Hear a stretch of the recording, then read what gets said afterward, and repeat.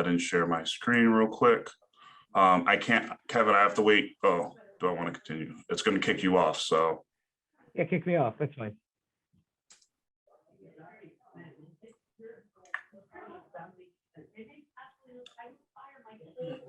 All right, can everyone see my screen? Yes. Yes, awesome. Okay.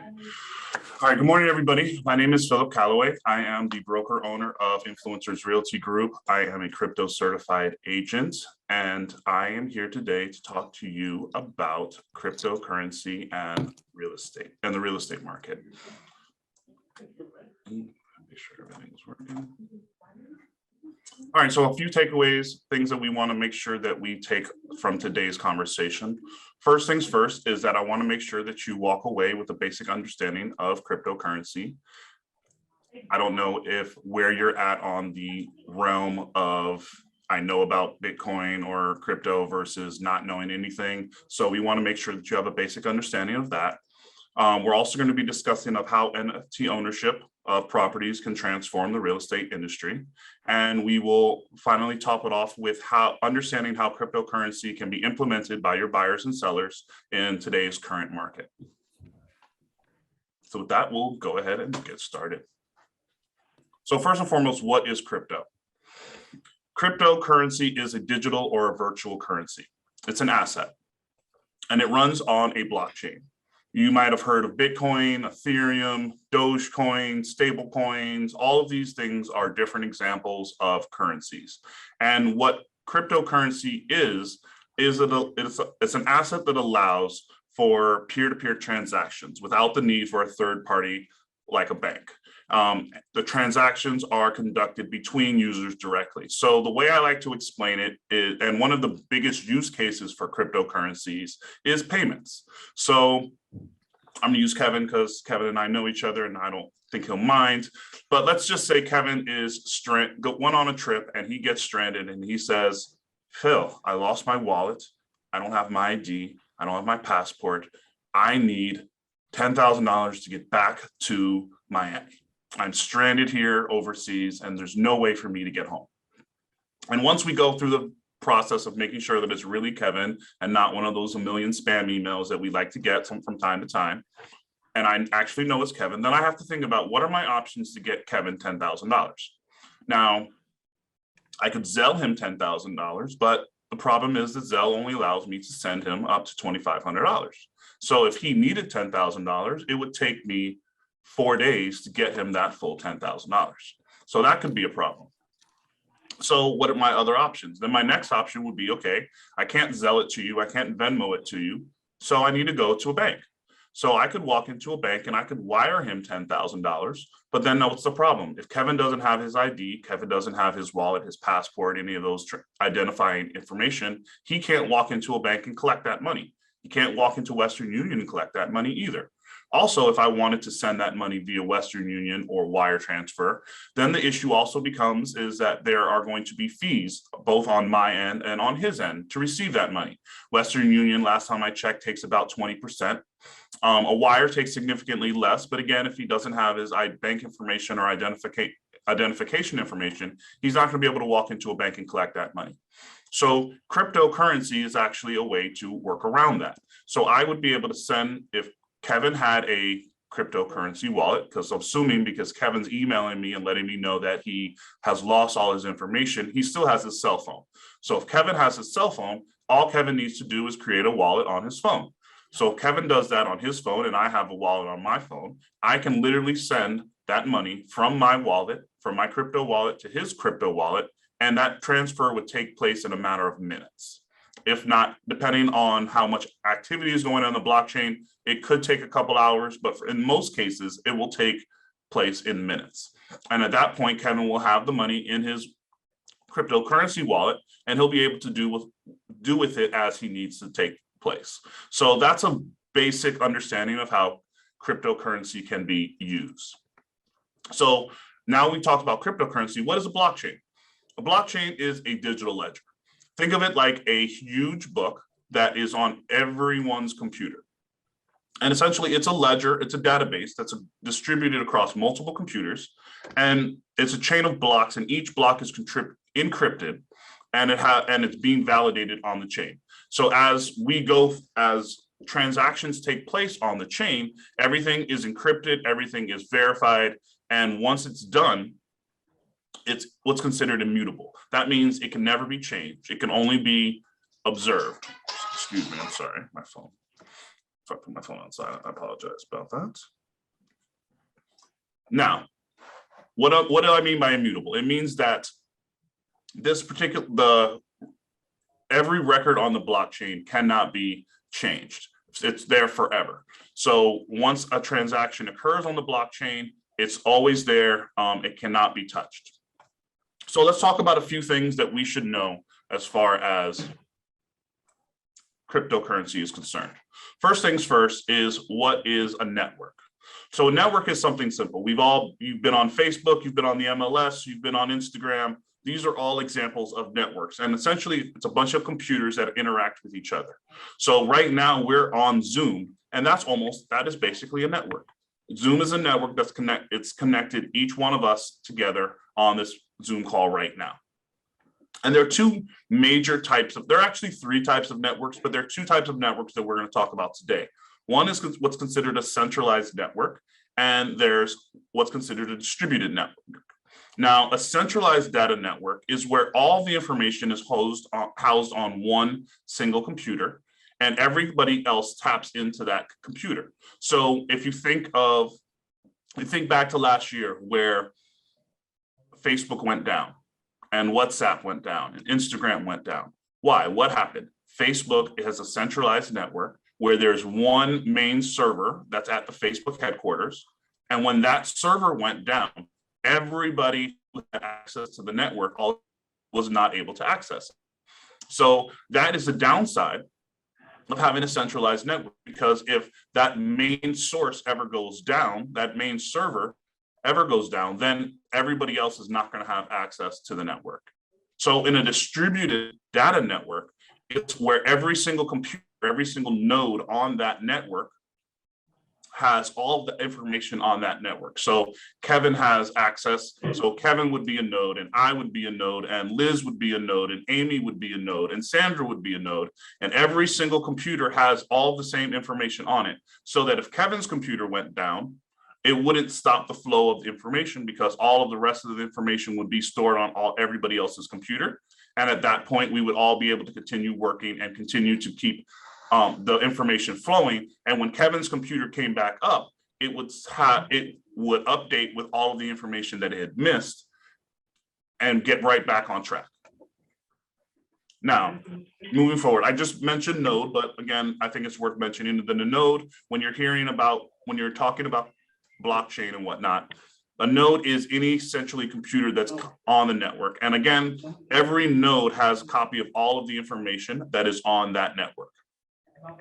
Another thing we should know about is what's considered KYC or AML. Now, KYC is what's considered know your customer, and it refers to the checks that a company performs to ensure that their customers are who they say they are. So I know that when Kevin sets up his wallet and he joins the network, I know that when I sent that $10,000 to Kevin, I know that it's actually Kevin who I'm sending that information to. And there's it's encrypted. So Cecilia might see it, but she won't know that she won't know the names of the people who are sending the money, but she, at the same time, she would understand that this is the wallet that it's going to, from one wallet to another. Now, KYC falls under another larger umbrella of what's considered AML. And AML refers to anti-money laundering. And what AML is it's a series of laws and regulations that are aimed at uncovering the efforts to disguise illicit funds. So you may or may not have heard that cryptocurrency is used for money laundering, or cryptocurrency is used for illicit activities. So the government, our United States government, and other governments around the world have instituted anti-money laundering protocols to make sure that when a person is using cryptocurrency, they're not using it for illegal activities. They're not using it to evade taxes or things like that. We talked a little bit about immutability. before, but again, immutability makes it impossible for any entity, whether it's a government or a corporation, to manipulate, to replace, or to falsify any data that is stored on the network. So once information is placed on the blockchain, that information is there always. It can't be changed, it can't be altered. And one of the ways this is good for real estate is when we're talking about titles. You know, there have been some experiments about putting title on blockchain. And when you do that, it makes it so that that blockchain record is now always there. It can never be changed. And now you know that the information you're receiving is accurate. It hasn't been altered or falsified or manipulated in any way, shape, or form. And the last term I want to talk to you guys about today is hodling. And that's it's a common term for those who are crypto enthusiasts. And essentially it's an acronym that stands for hold on for dear life. And in crypto, you have people who believe crypto may be going to the moon. You know, some people say Bitcoin is going to be worth $1 million one day. And those people, regardless of the volatility of crypto, they're never going to sell their crypto. That's important when we talk about how crypto can be used in real estate and how you can leverage your crypto, because you might have somebody who made a lot of money in crypto back when Bitcoin hit $60,000 at its all-time high. But now Bitcoin's dropped back to 30,000, as it was at 31,000 this morning. So at that point, crypto has lost over half its value. But the person who is a hardcore hodler, that person's not going to sell their crypto because they believe that crypto is going to go back up eventually, and it's going to go even further. So those are a few terms that I want to make sure that you guys have understanding of this morning. Now let's talk a little bit about NFTs and the real estate industry. So first and foremost, what is an NFT? An NFT is a non-fungible token. It's a non-interchangeable use of data. So with Bitcoin, every Bitcoin is worth the same amount. So one Bitcoin right now, last time I checked, was about $31,000. So if Cecilia has a Bitcoin, she has $31,000. If Yansy has a Bitcoin, he has $31,000. If Gustavo has a Bitcoin, he has $31,000. All of our Bitcoins are worth the same amount. If we have an Ethereum token, that Ethereum token right now is about $2,100. It's all the same, regardless of, you can swap it. I can give Yancey my Bitcoin and he can give me another Bitcoin back, and it's still going to be worth the same amount of money. However, when we talk about NFTs are think of it more like art, or even your home, right? There are no two homes that are the same. There are no two art pieces that are the same. Every NFT is different. It's a digital, it's almost like a digital art piece or a digital owner. It's a proof of ownership. So an NFT actually is proof of ownership. And according to US law, whoever has possession of the NFT owns that particular property, whether it's a Bored Ape Yacht Club profile picture, or it's a particular house. That NFT, if you have that NFT in your wallet, you are in possession of that.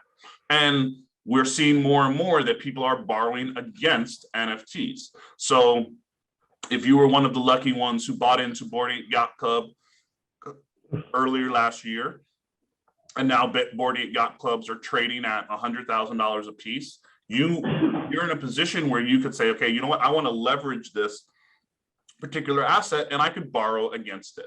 So that takes us to real estate. So apologize, I should put this on vibrate. I don't know why I didn't do that in the beginning. I apologize, guys. Vibrate. All right. So this past year, in 2022, we've already had two properties sold as NFTs in the United States, and both of them were actually here in Florida.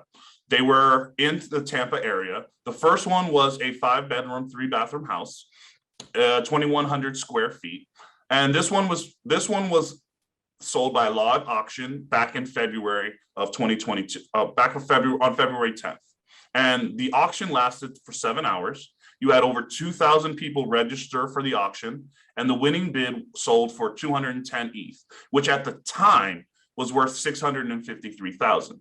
So when we talk about volatility, right? So ETH back then was worth about $4,000 or about $3,500 per ETH.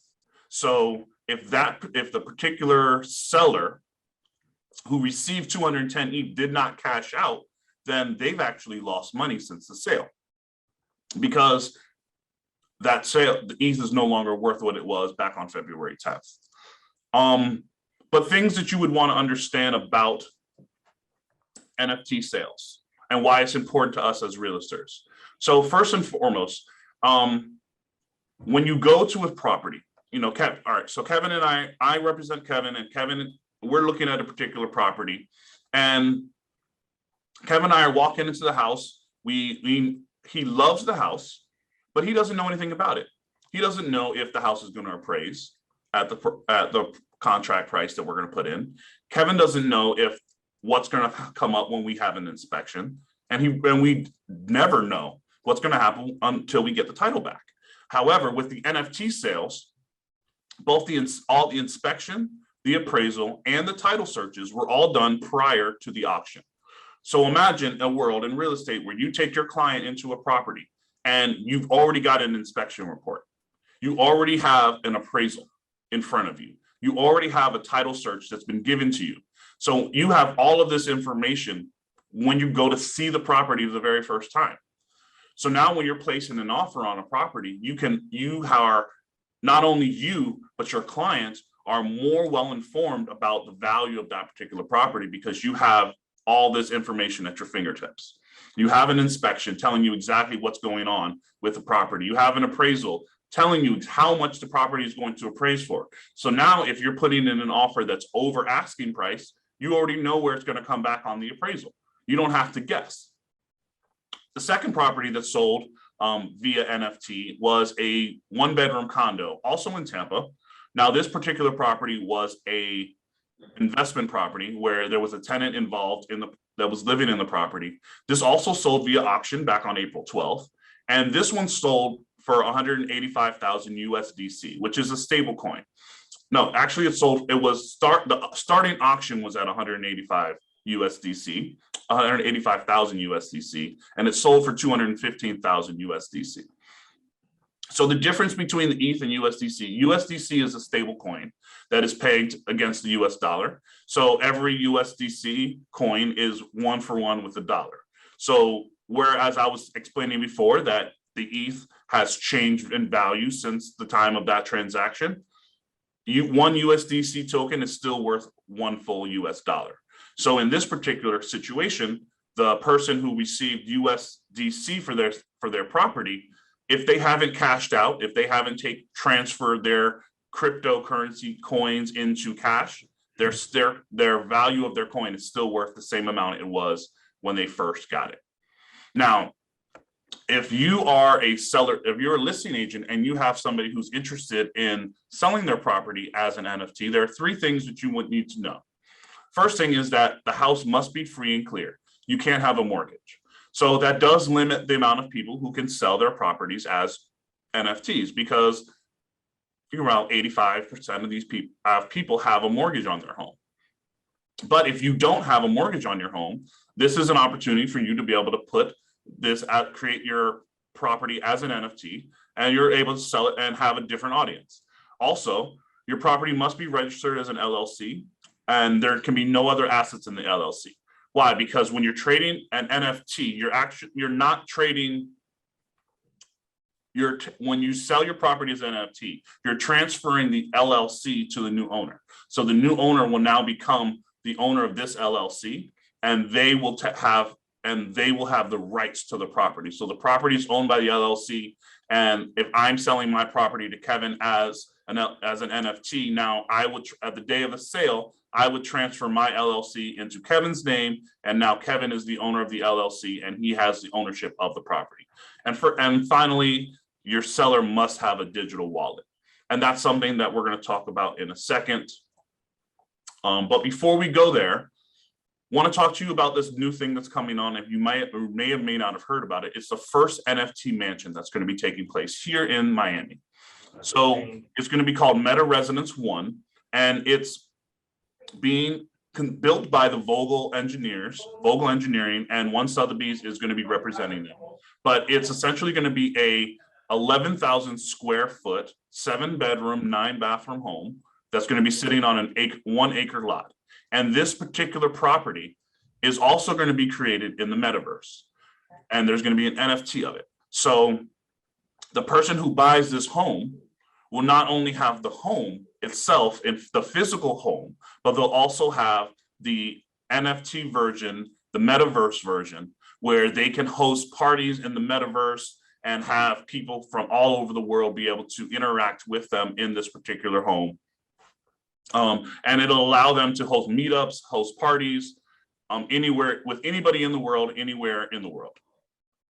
Now, let's talk about real life applications for you and your buyers and sellers today. What can you do? Because a lot of the stuff I'm saying may sound futuristic to you. It's not. NFT properties is not a mass adoption thing where everybody's going to be NFTing their properties anytime soon. But today, how can you, as a listing agent or a buyer's agent, use crypto to help your business? So first and foremost, let's talk about listing agents. So if you're a listing agent, you're having your conversation you're on your listing presentation, you've got to the point where Mr. and Mrs. Seller has decided they're going to use you as their seller, as their listing agent, and you say to them, Mr. and Mr. Seller, are you willing to accept cryptocurrency as payment? And they're going to give you, one of two answers, really. Either yes, that sounds interesting to me, I'd be interested in selling it with crypto. First things first, they're going to need a digital wallet. So you can create a digital wallet with almost anywhere. You can do it, use Coinbase as an example. That's something that's a company that almost everybody knows. It's a publicly traded company. And most people are secure with using Coinbase. And then once you establish having a digital wallet, you're going to need to understand what kind of crypto you're willing to accept. Are you willing to accept Bitcoin? Are you willing to accept ETH? Are you willing to accept stable coins? So that information is going to be critical. And then once you have, but understanding that even if your seller says, I'm willing to accept cryptocurrency as payment, the contract is still going to be expressed in terms of US dollars. So I'm not selling my house for 5 Bitcoin. I'm not selling my house for 210 ETH. I'm selling my house for $500,000 or $1 million or $1.5 million. But I will accept Bitcoin, and whatever Bitcoin is worth at that point, you can convert that currency into dollars. But that's one thing that you have to make sure you understand, and that the seller understands. But the seller might say, you know what, I'm not even trying to entertain that. I want cash. Now, the buyer's agent you as the agent could still advertise that you accept crypto, but the buyer would have to convert that crypto into fiat or cash via a third party. So there's a company called BitPay, and BitPay is a company where you could literally you can transfer your Bitcoin or other crypto type currency, and they will allow you to transfer it, and they'll actually hold it. So with BitPay, if you transfer Bitcoin today, and Bitcoin is very volatile, as we all know, they will actually guarantee a spot price. So if Bitcoin fluctuates, then you'll have a situation where if it goes up, they keep the profit, but if it goes down, they'll cover your loss. And then you transfer the funds at closing to the closing agent. If you're on the buyer side and your buyer wants to pay with cryptocurrency, then you have to have that conversation with your buyer of, will the seller accept crypto? If yes, it can be a smooth transaction where you can transfer your Bitcoin or your cryptocurrency for the property in a smooth transaction. And it can actually be pretty quick if the title company is set up for that. There are title companies that are starting to do that. Proppy is one of those companies that does do that. There are a couple others that are beginning to work with accepting cryptocurrency for payment. But let's just say the seller's not going to do it. Your buyer wants to pay with crypto. There are banks like Celsius or Milo that will allow you to take a loan against your cryptocurrency.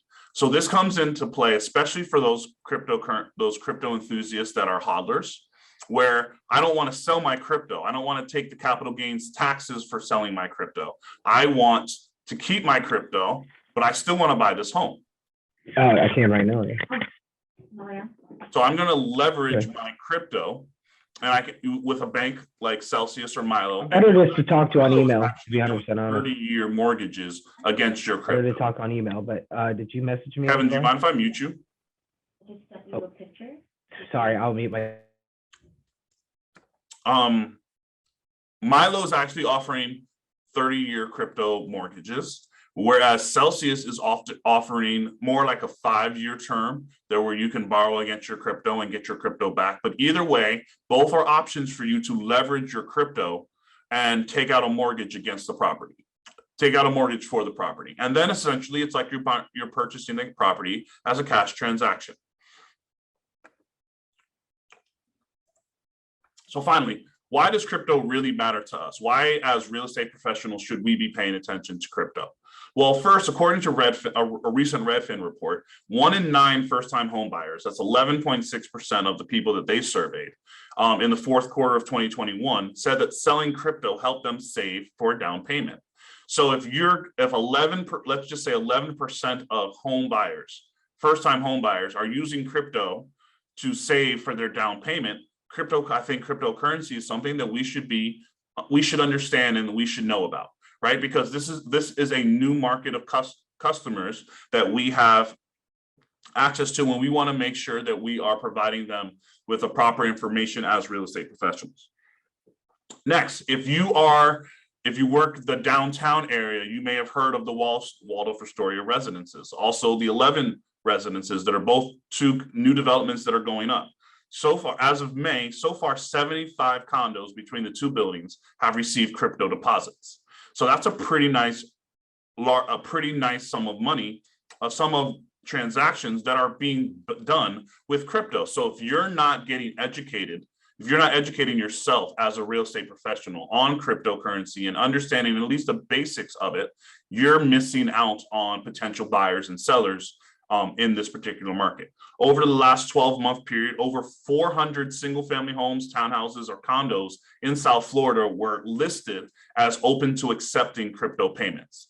So there is a market for this, and there's a growing market for this. So this is where you as a real estate professional want to take the time to learn about these things, to make sure that you are up to date on how crypto is being used, making sure that you're educating your buyers, especially your buyers, but also your sellers on the advantages of using cryptocurrency, the ways that they can leverage their cryptocurrency for down payments or for taking out mortgages. Because a lot of in doing research, I found that most people who are using cryptocurrency are between the ages of 25 and 40.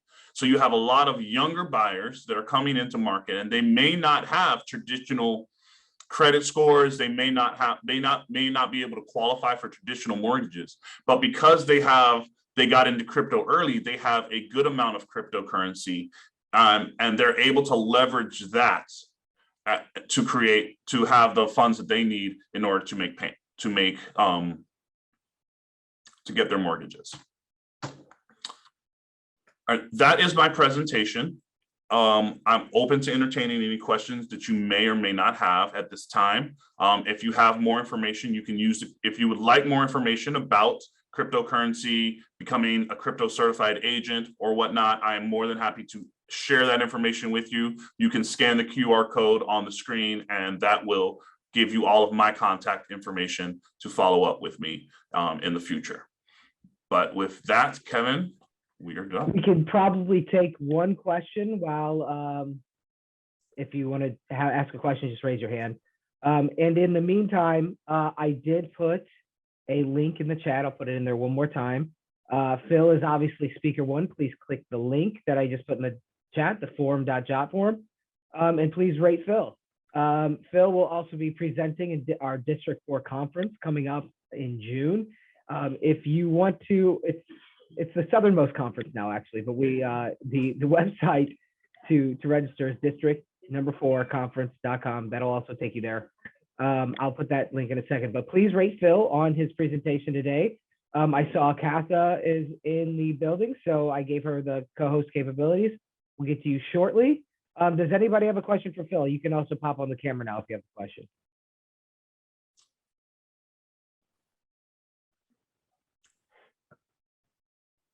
All right. Well, Phil, thank you so much. Excellent job. And look forward to seeing you in Key West. Likewise. Thank you very much, guys. Have a wonderful day. You too. Stop sharing. All right. Katha, are you here? Do you have a PowerPoint presentation that you need to share? You should be able to share your screen now. Yes, I see that I'm allowed now. Thank you.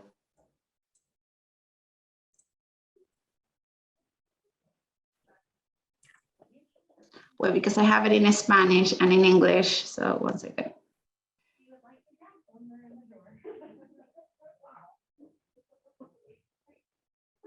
How long I have for the presentation?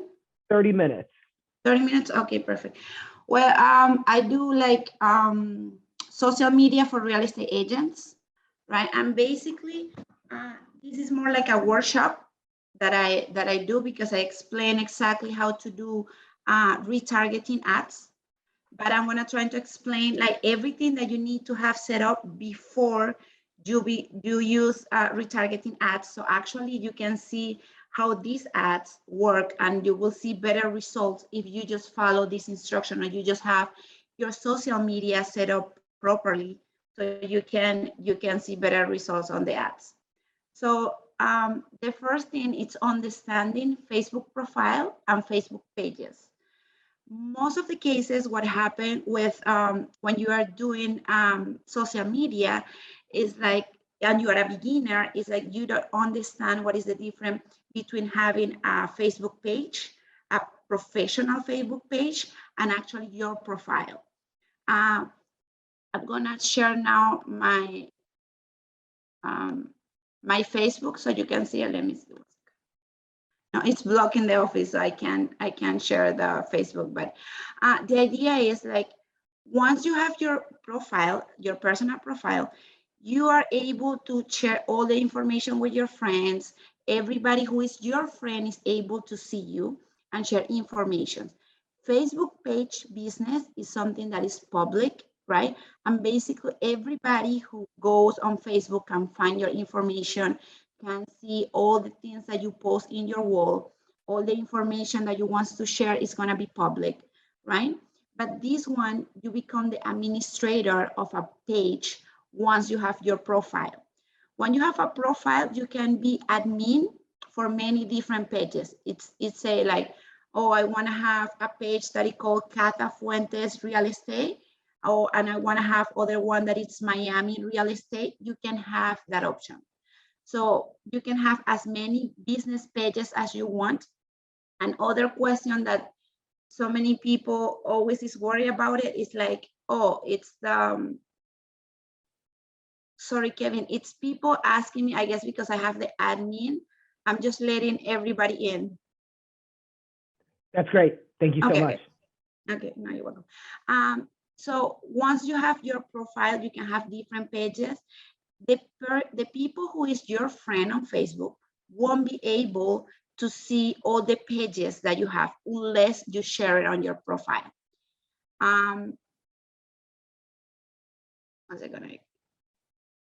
Unless you share it on your profile, and you will be able to have like all the pages organized. If you want somebody like your friends to see your Facebook business, then you have to invite them. Then you have to send an invitation through your Facebook business profile to your friends so they can see your page. But if you don't want this information to be shared with your friends, don't worry, it won't be shared unless you want to.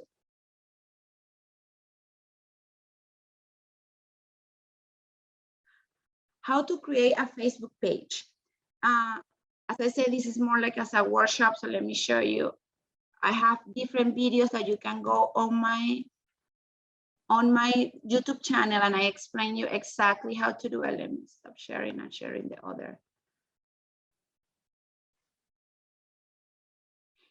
It doesn't let me to share Google Chrome. That's odd. One I think you second, should let just me be able to, if, I'm share closing your it and open it again, yeah. okay.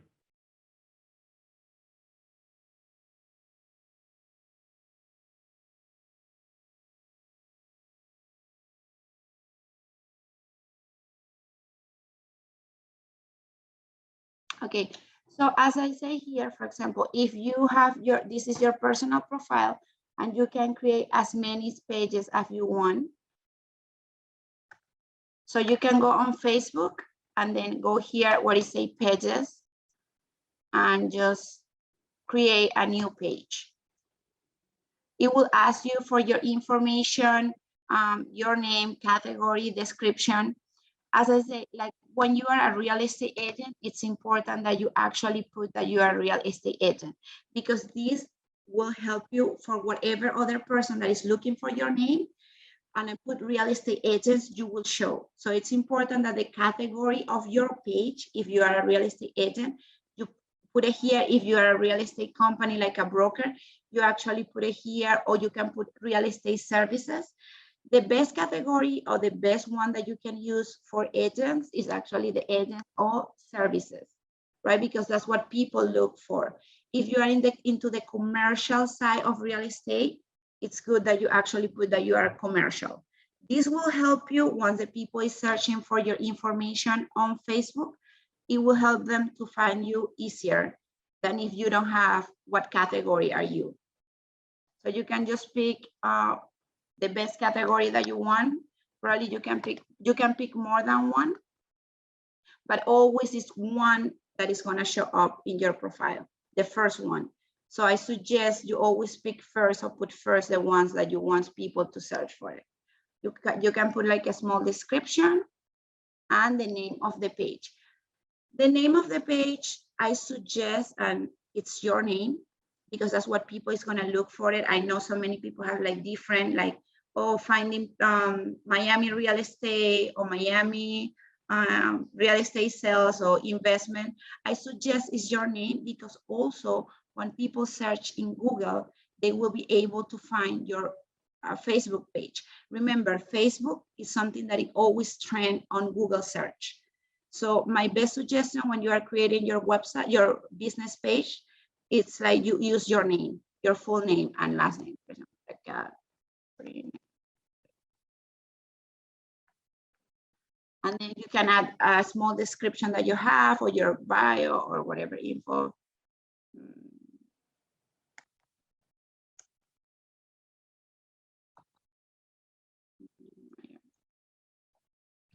You click create. Oh, I already have a page with that one, real estate. And that's it. That basically your page will be created, and you will have all the information that you can add later on. And you need to add the image. You can add your profile picture. And remember, all this information, it won't be shared with your friends until you decide to do it.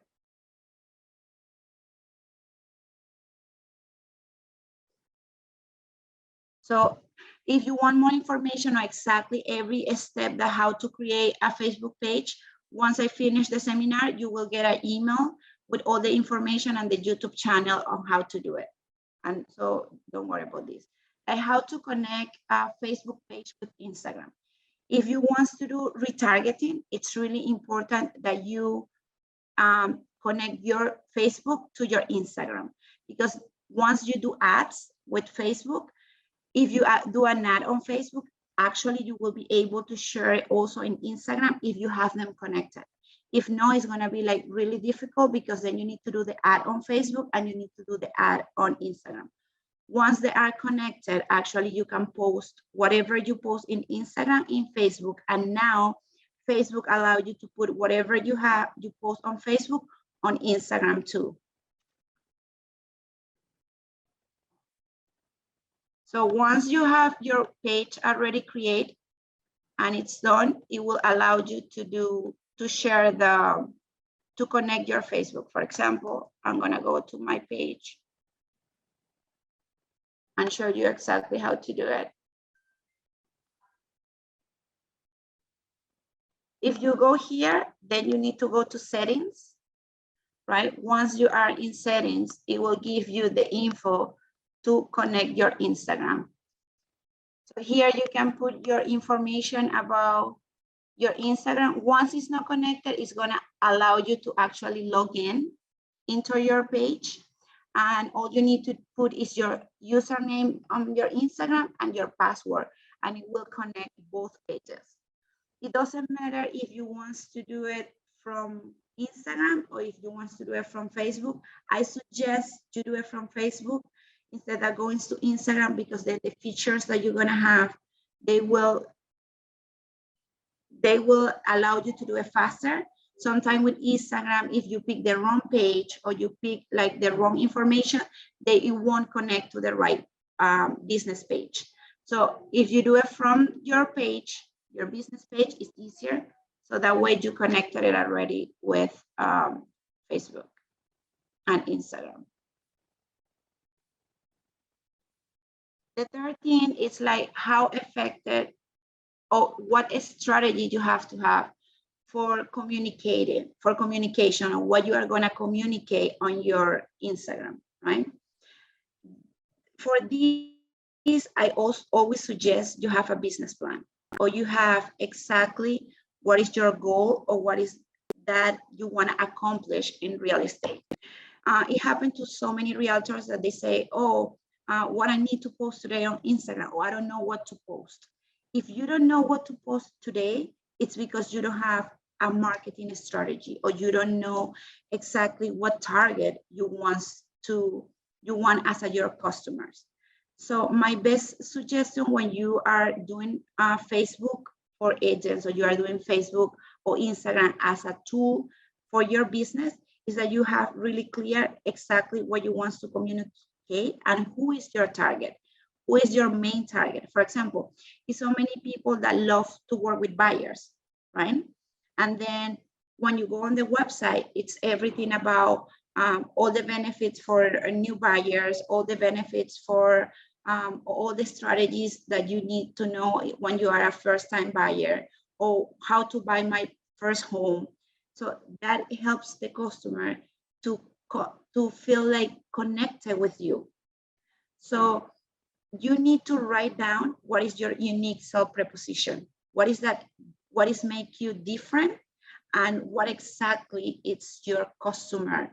How is your perfect customer? That will help you to develop in the time that strategy and how to communicate. And it happened to so many people. It's like, oh, let me just do a reel about new constructions, and then I do luxury properties, and then I go and do so many different things that you don't have a target.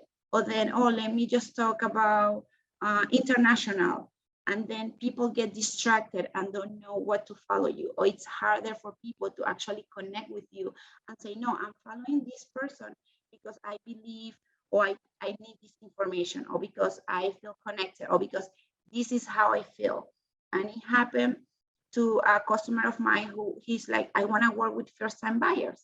I said, everybody hates buyers, and I know, I love them.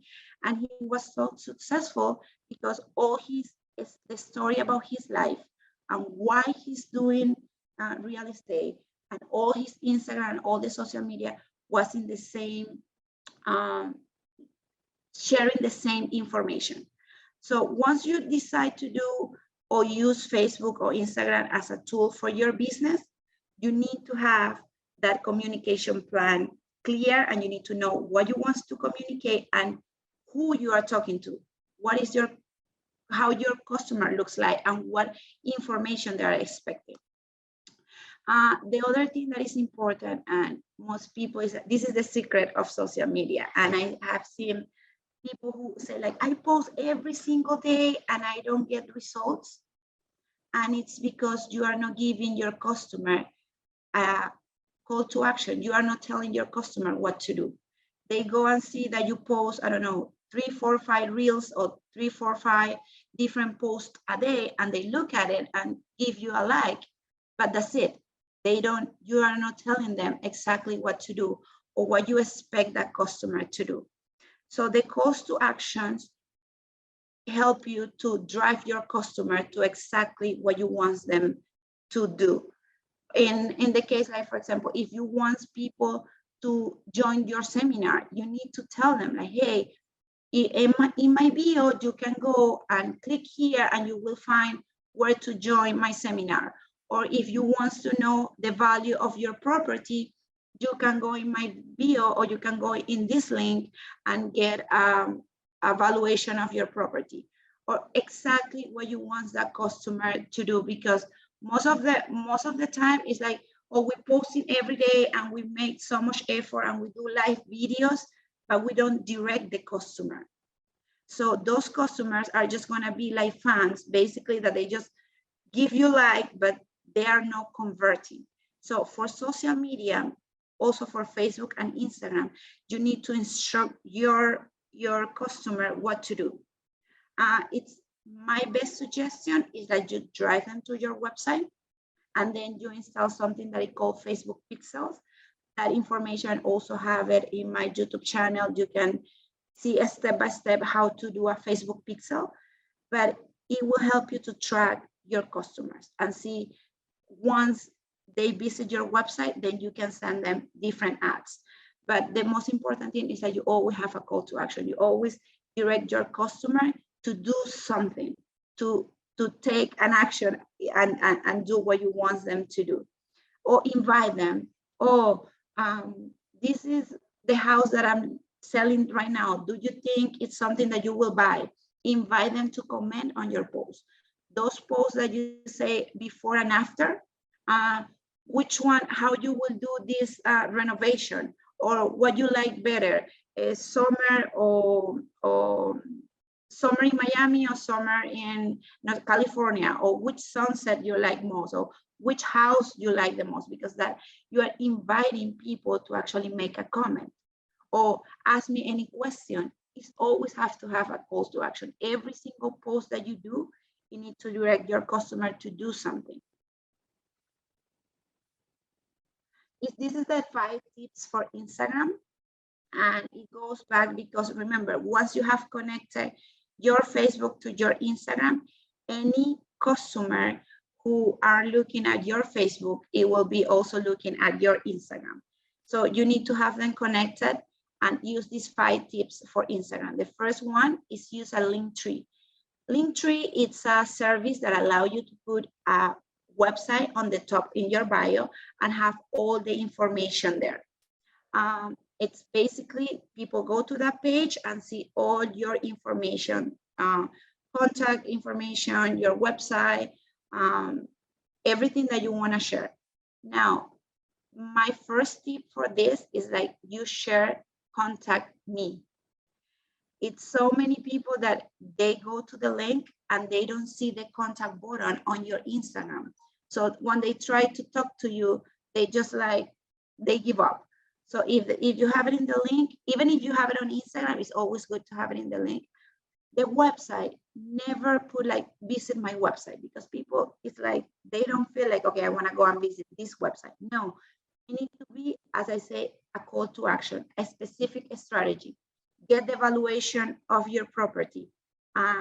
Start looking at houses. Oh, this is the best place where you can start your search for your new house.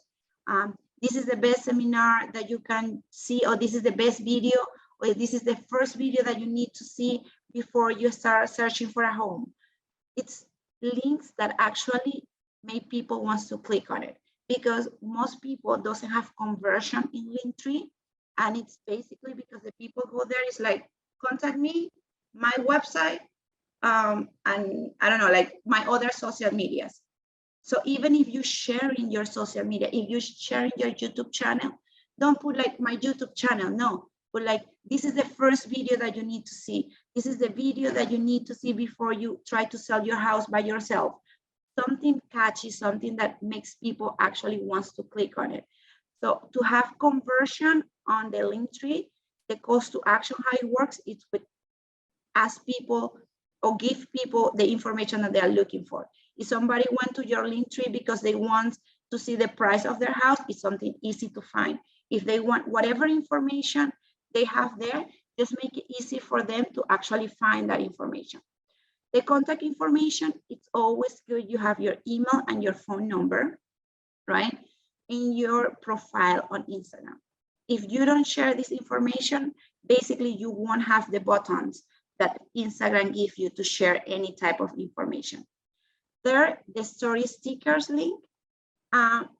Most people is the same. We go back to the same, the call to action and drive your customer and use social media as a tool, not just as a window for people to go and see something nice or to go and like get just to pass your information. In the stickers, you can always tell people, like, ask me a question. Put the link of whatever you're talking about. For example, yesterday I was talking about how important it's to know about Airbnb, and I have a link where I have a page where they can see all the information about Airbnb in Miami. So it's always important that you have something on your stories, because the traffic that you're going to generate in your stories, it's higher than the ones that you're going to have on your profile. And if you have a calls to action on your sticker, on your stories, it will be easier for people to connect with you. For people to say like, oh, I'm looking at 100 stories, but I catch with yours and I see that it's an action that I can do. I can subscribe to the seminar. I can contact you for 30 minutes coaching program, or 30 minutes of helping me how to buy my house. The other one, it's this link. I always suggest you have it on all your social media. And this is your messenger. This is the messenger that you have on your Facebook. You can just add this, it's m.me/ and your Facebook page, the name of your Facebook page, right? So you just need to add here where it's like, it's a Cata Fuentes Real Estate. You just need to add the name of your Facebook page and copy this link and post it on your link tree. Everybody who wants to talk to you, because this will direct people straight to your Instagram, to your messenger, and you will have the messenger there, and you will have it on your phone. It's people who doesn't want to text you or DM you anymore. So this open a new opportunity for people to actually want to communicate with you. The other thing I always suggest you do is boost a post.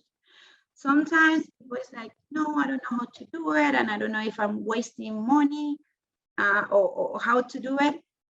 In Instagram, it's really easy. When you are doing ads, the best way to do it is like to get as much people as you can, because then you can have volume on your page, and then you can start doing ads that they go exactly to the target thing.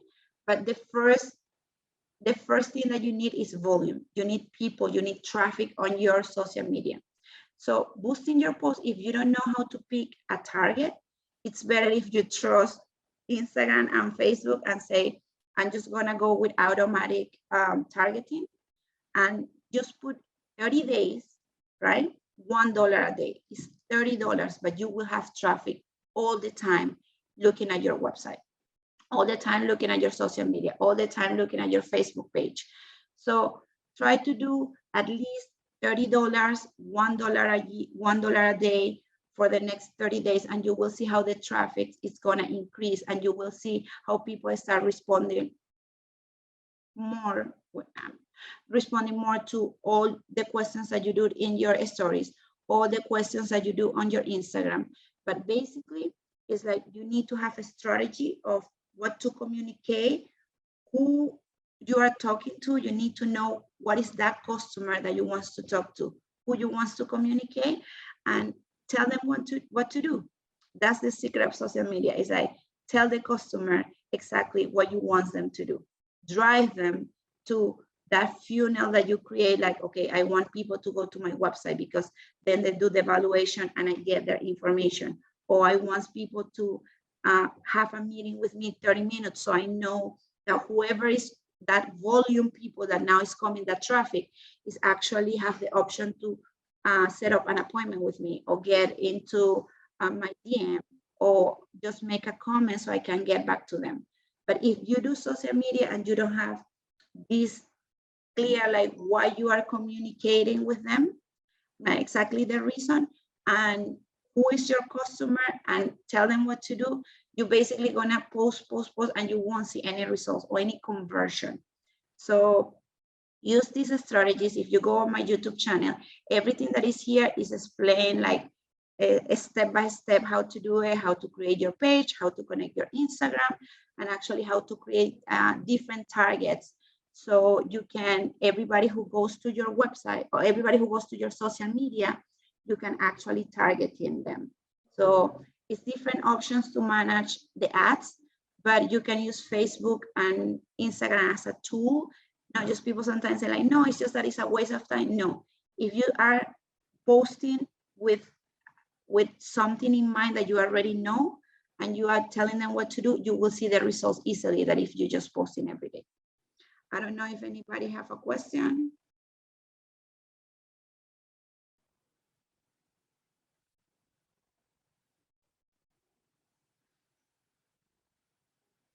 Kevin, I don't know if you have a question. I can hear you. You are in mute. Yeah, sorry. Are you done with your presentation, or do you have probably time for one more slide? We got to move on to the next presentation because it's only 30 minutes. Yes, it's just just the 30 minutes. I just left 2 minutes for that. As I said, when I do it in live, I do more like workshops so people can see a step-by-step what I do, because it's basically how I start with social media with Facebook ads. And the other thing is like I teach them how to create targeting, like how you can do people on your Facebook and on your Instagram, go back and retargeting the people who visit your page. Very nice. And I'm actually going to need your help with some of the YPN Global stuff we have in the future. So, because we'll be wanting to retarget some international real estate leaders and things like that. So, Yes. I think, do you have any more content that you want to discuss briefly before we move on to the next presenter? Actually, you know, I can send you the video, but I have how to create this retargeting. So everybody who visits your Instagram, it will get your ad. And everybody who visits your Facebook, it will get your ad. And everybody who visits your website, it will get your ad. So. Well, I think, you know, this is a really important topic, I think, for a lot of people who are starting out. So I hope that we can expand this into a class later on this year. To make sure that Catherine can teach this class again, I need people to fill out this jot form link that I've just posted in the chat. She is speaker number 2, or it's evaluation number 2. So please fill it out. Please give Catherine good remarks. And Catherine, thank you so much for your time today, and we hope to work again with you really soon. No, you're welcome. Thank you for the opportunity. Have a good day. Thank you. Bye-bye. And then Joe, are you here? Hey, Kevin, I'm here. Okay, I think I need to actually give you co-host abilities. Give me a sec. There you go. Okay, if you need to share the screen, it is up to you. I don't know how you want to do this presentation, but you should have those abilities now. You got approximately 30 minutes. So thank you so much, Joe, for talking about short-term rentals today.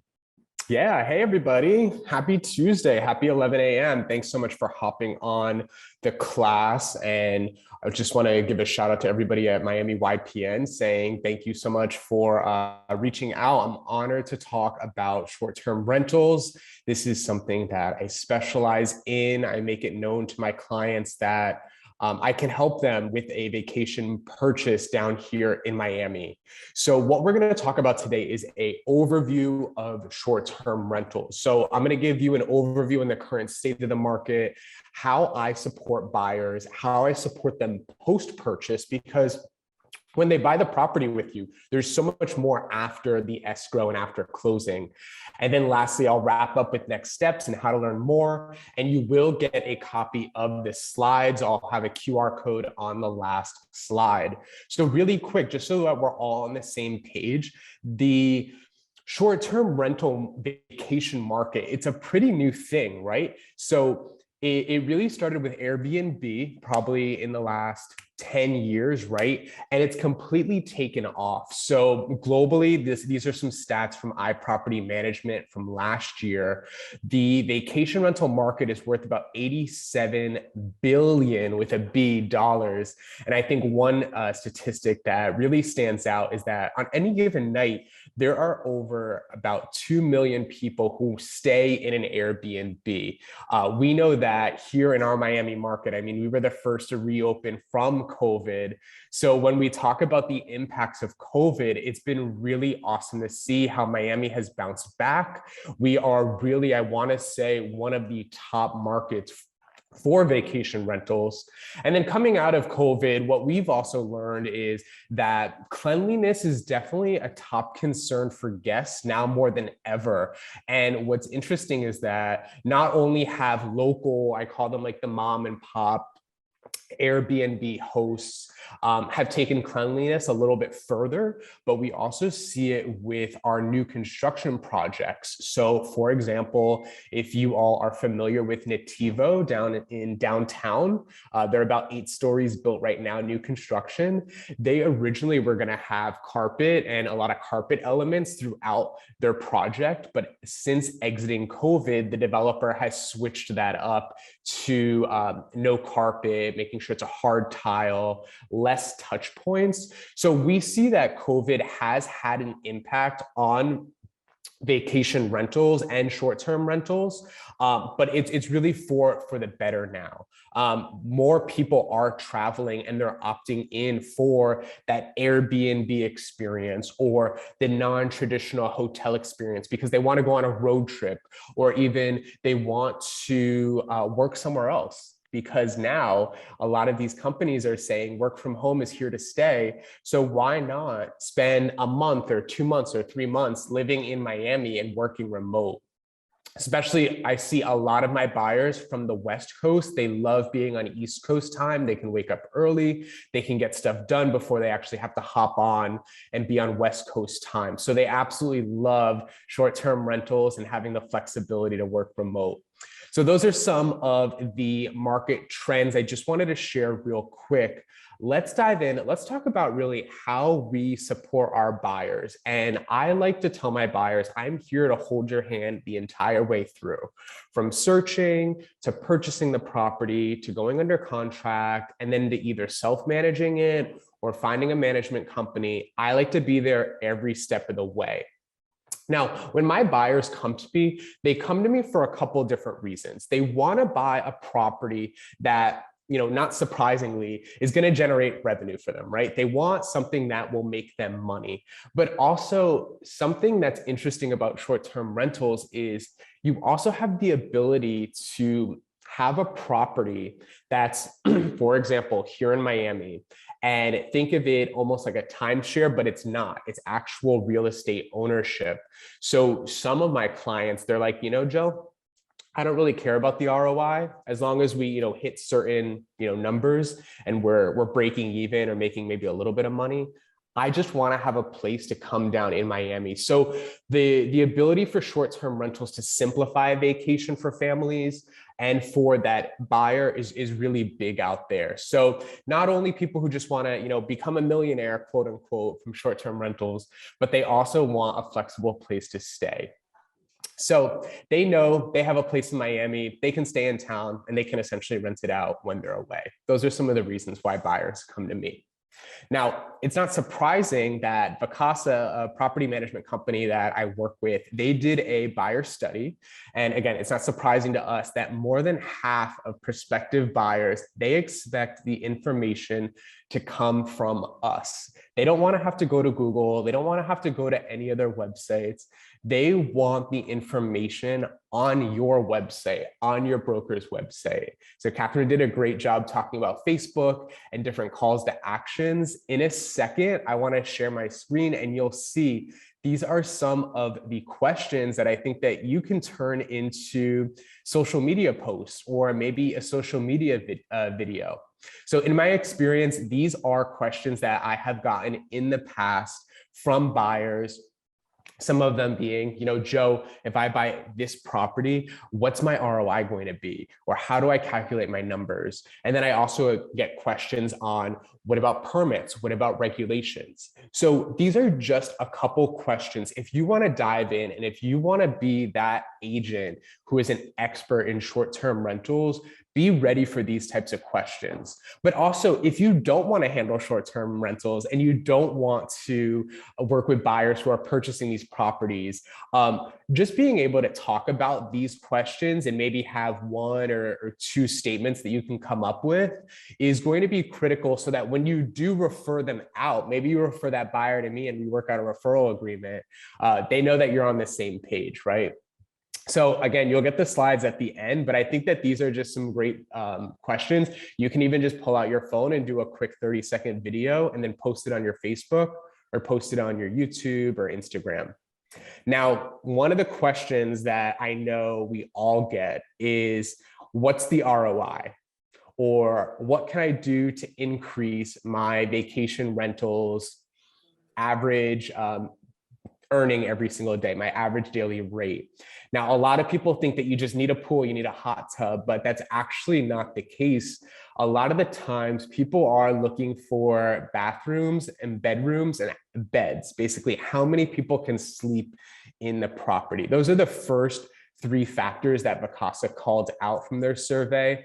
And then down the road, you see neighborhood demographics, whether the property has Wi-Fi, cable, amenities, and lastly, the pool. I can share that, yes, down here in South Florida, especially my investors that have houses, the pool is a big selling factor when people are looking to book online.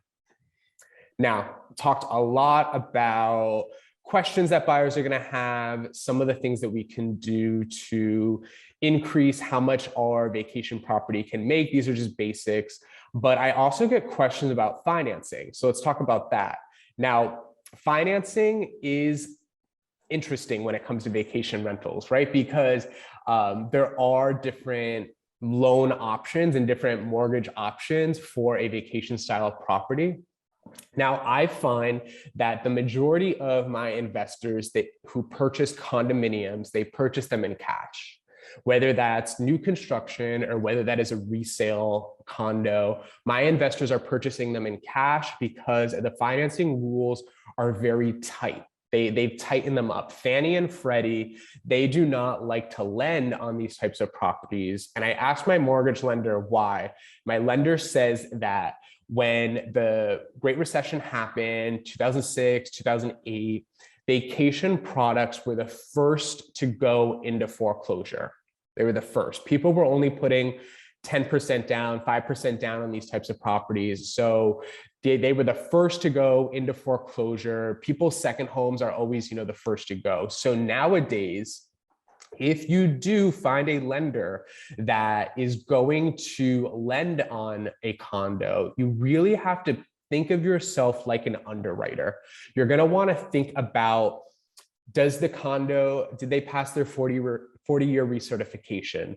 Does the condo have reserves? The things that we already try to do with our buyers, but we really need to think like an underwriter and factor in things such as a larger down payment. If we do find a non-conforming lender who will lend on a condo for short-term rentals, they're going to need at least 30% down, and your interest rates are going to be higher. So let your client know that if they are going to be financing a condo, you're going to be thinking like an underwriter. And you're going to ask them a couple more questions to make sure that you're not spinning your wheels and you're looking at a property that's not going to qualify for financing. Now, my investors that purchase single-family homes, a single-family home is a smoother experience to purchase for short-term rentals because there is no condo association. There are no reserves, things like that. All right. So we answered a couple questions that your buyers had. We help them understand things they can do once they get the property to maybe increase their rental, their average daily rate. We help them with financing, whether we got them qualified or whether we are seeing that they're going to purchase it in cash. Now, once they purchase the property, let's talk about what they need post purchase. So a lot of buyers, they think, I'm gonna get the property, it's gonna be turnkey, I'll throw in a little bit of furniture and I'm done.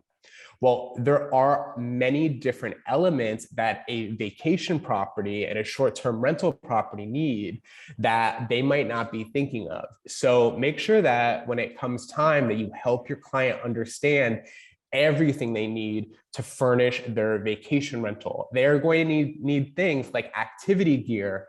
Maybe if the property is located near the beach, they're going to want to include snorkels or beach chairs, beach gear, all the things that you don't think about when you're purchasing a home.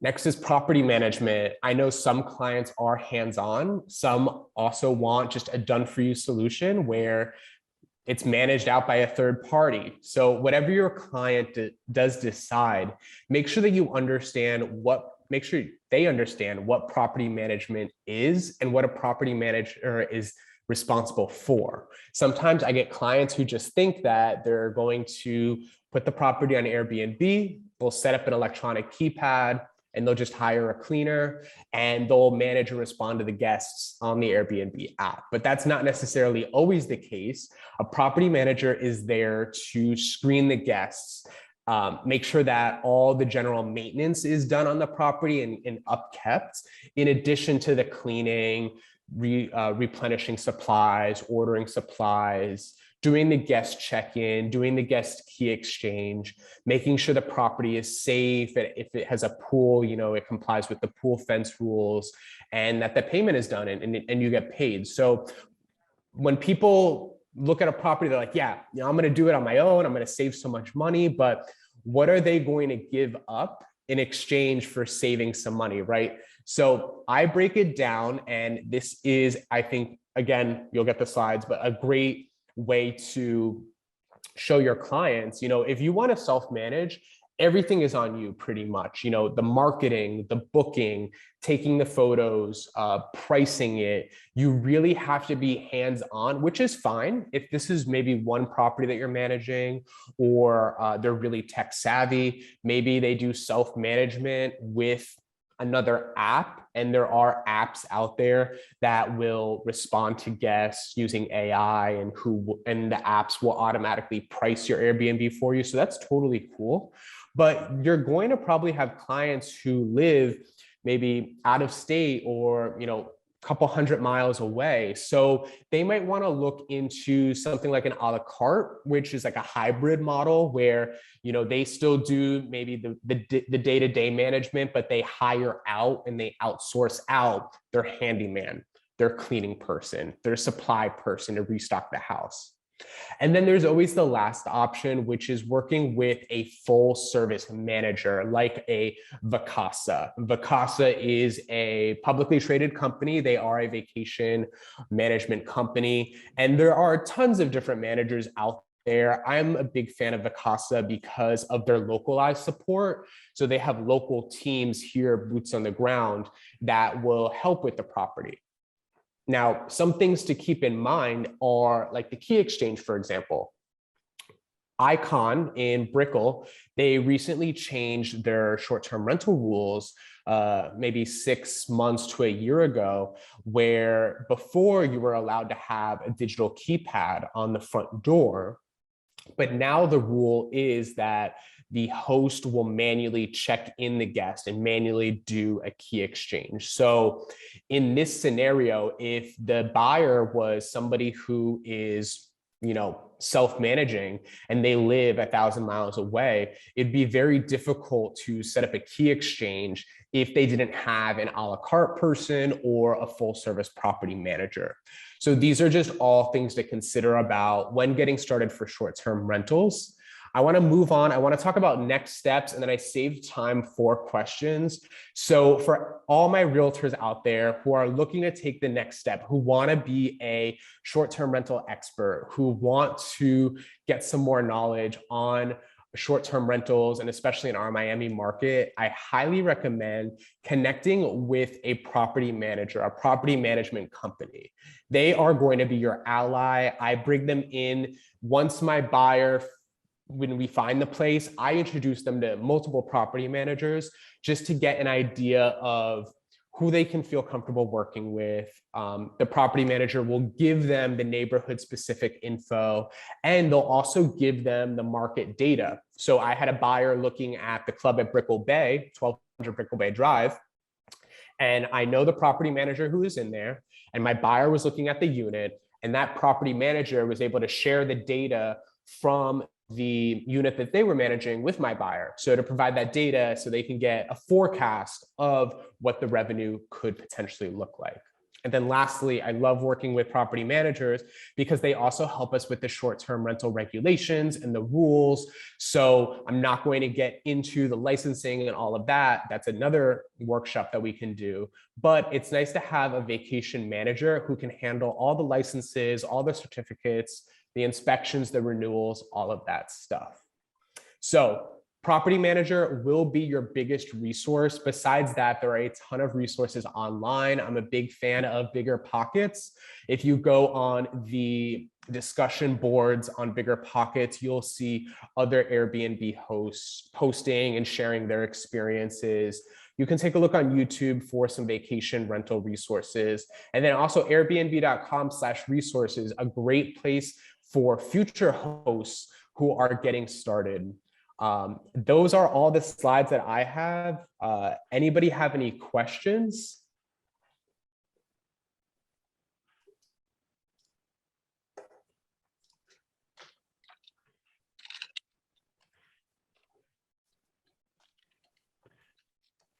I think you did a great enough job, Joe.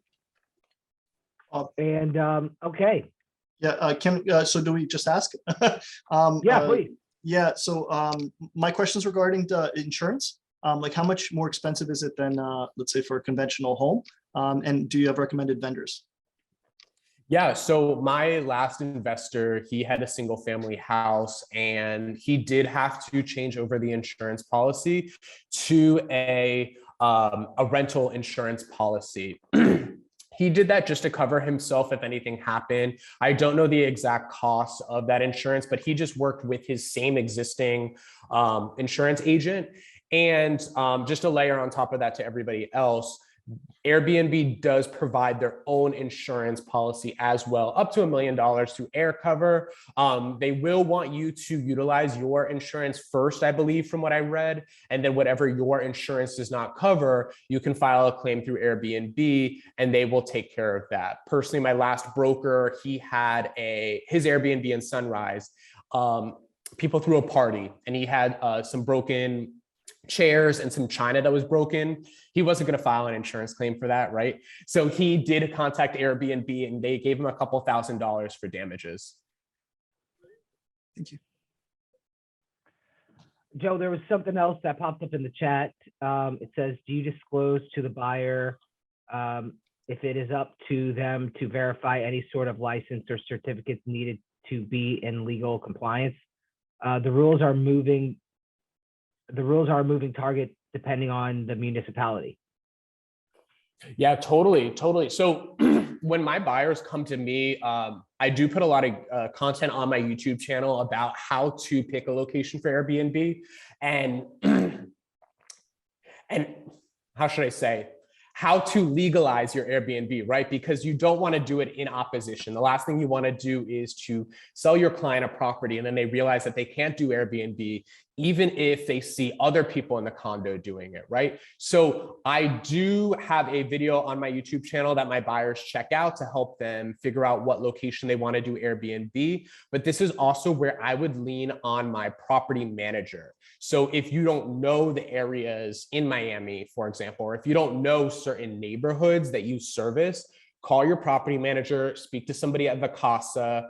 You can contact me, I'll put you in touch with them, but really start that relationship and start getting information from them so that you know what neighborhoods Airbnb is allowed. I let my buyers know that yes, everything with this purchase, just like any other purchase, they should always do their own research, and also they should contact an attorney. They should probably contact a property manager and do their due diligence. I will be here to help, and I can give them an estimate of ROI, and I can give them the data from AirDNA, but it's not, they know at the end of the day, it's not as an inducement for them to purchase, it's just as a resource for them. Very nice. Anybody else have any other questions? Oh, when we do short-term rentals, do you have to charge sales tax? Yeah, it's a great question. So when you list the property through Airbnb or VRBO or those platforms, they will remit the sales tax and the municipality tax on your behalf. Excellent. And then the next question is AirDNA the best source for STR data? From all the different platforms that are out there right now, yes, I do believe AirDNA is probably the best. I do find that it's super conservative. So for example, when I run numbers for Brickell, it gives me like a 60 to 67% occupancy rate, which we all know is not true. We know that Miami right now is in, the 90s, mid 90s.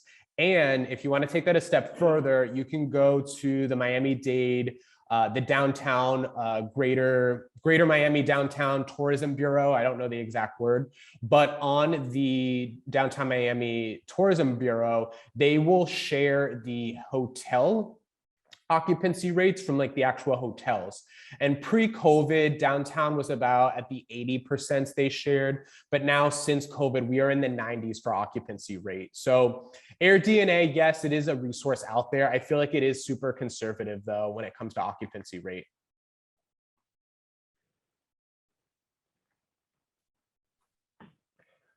Okay. Any other questions? Joe, fantastic job, man. I definitely think we'll be doing a much longer class. You have a lot more content you can go over?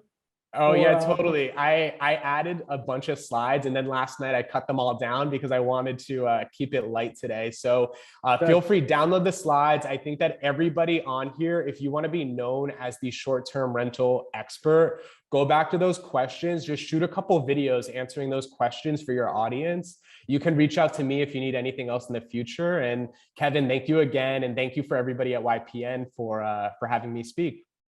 Thank you. And everybody, please, Joe is evaluation number 3. So if you don't mind clicking the link that Letty, do you want to talk about the Marriott too, right after I'm done talking about this link? That'd be great. But yeah, if you I'm just so click- sorry. I pasted the wrong link. Oh, it's okay.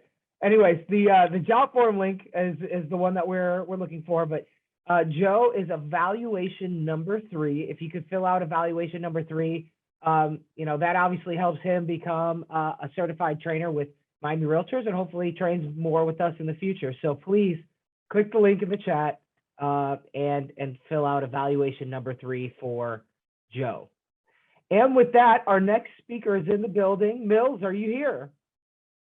I am. Good morning. How are you? Good morning. I think I gave you co-host ability. So if you're ready to share the screen, we got you on 5 minutes early. I do know you have a hard stop at what, 12 or 11:50? 11:50. I do. Perfect. So So I'll go ahead and cut get down started. the presentation a little bit just to make sure we're good on time, but it can be expanded upon if necessary. Perfect. So good morning, everyone. Thank you for taking time out of your day to allow me to give this presentation pitch to you all. As you may or may not know, I am a finance nerd. I love talking about all things money, but more importantly, I love being able to empower others to take ownership of their finances. So today I want to talk to you about reaching retirement with variable income. That can be a topic that's really scary for a lot of realtors and other variable income earners because they don't really know how much of their commission check they can set aside for their future selves. Today, I'm going to talk a little bit about who I am, how I got started. We're going to identify what your financial independence number is, what that looks like in monthly contributions, how you can translate that into additional sales in your business, where to invest that money, and of course, next steps to walk away with today. So for those of you that don't know me, my name is Mills Bender. I'm the founder and owner of Mills Knows Bills, where we're actually a team of financial coaches. We teach 1099 individuals and other entrepreneurs how to make the most of their money, whether that's no longer living paycheck to paycheck, paying off debt twice as fast, or reaching their financial goals. We like to say that we empower through education. And today we're going to talk about that last component, being able to reach your financial goals, and specifically retirement in general. So a lot of times when people are getting started on their financial journey, they don't know exactly where to go, and they don't know the steps that they need to make. And one of the key reasons for that is because they haven't established their destination. They haven't figured out where they want to go with their money. So today, that's what we're actually going to do. We're going to establish your destination so that way we can work backwards and figure out the minute steps that you can take that are manageable in your finances. That destination is called your financial independence number. Your financial independence number allows you to identify your version of retirement, whether that's at age 65, 75, or 45. How much money you want to be making, right? In our financial independence number calculation, we're going to estimate an annual dollar amount that you would like to be receiving each year in retirement. And then lastly, we're going to be able to set a proposed time frame for within which you would like to get to that financial independence number. Stated another way, a financial independence number is the idea that you could be financially independent from working. Like many of you out there, I don't think I'm ever going to stop working 100%. I love what I do way too much, but I would like to have the option to maybe slow down a little bit. And this is where a common misconception comes up with retirement. A lot of people think that it's an age, when in reality, it's a dollar amount, which is why the financial independence number should be custom to you. So the first thing we need to do is calculate our idea of how much we would like to have for retirement. So I'm going to pause the sharing here if I can figure that out. There we go. Okay. We're going to hop on over to a calculator that I've created. And this calculator is going to allow us to establish our financial independence number. All of you on the call today are going to get access to this tool so you can work through this exercise yourself as well. I think the screen was paused. Here we go. Can everyone see my calculator okay? Perfect. Thank you, Kevin. So the financial independence number is a very simple formula. The first thing we want to do is identify the monthly amount you would like in retirement. For me, after much conversation, looking at my current budget, figuring it out with my husband, we've identified that we would like to have a dollar amount of about $15,000 each month in retirement. Your number might be 20,000, it might be 2,000, right? How you get to this monthly dollar amount can be estimated based off of what type of experience you would like to have.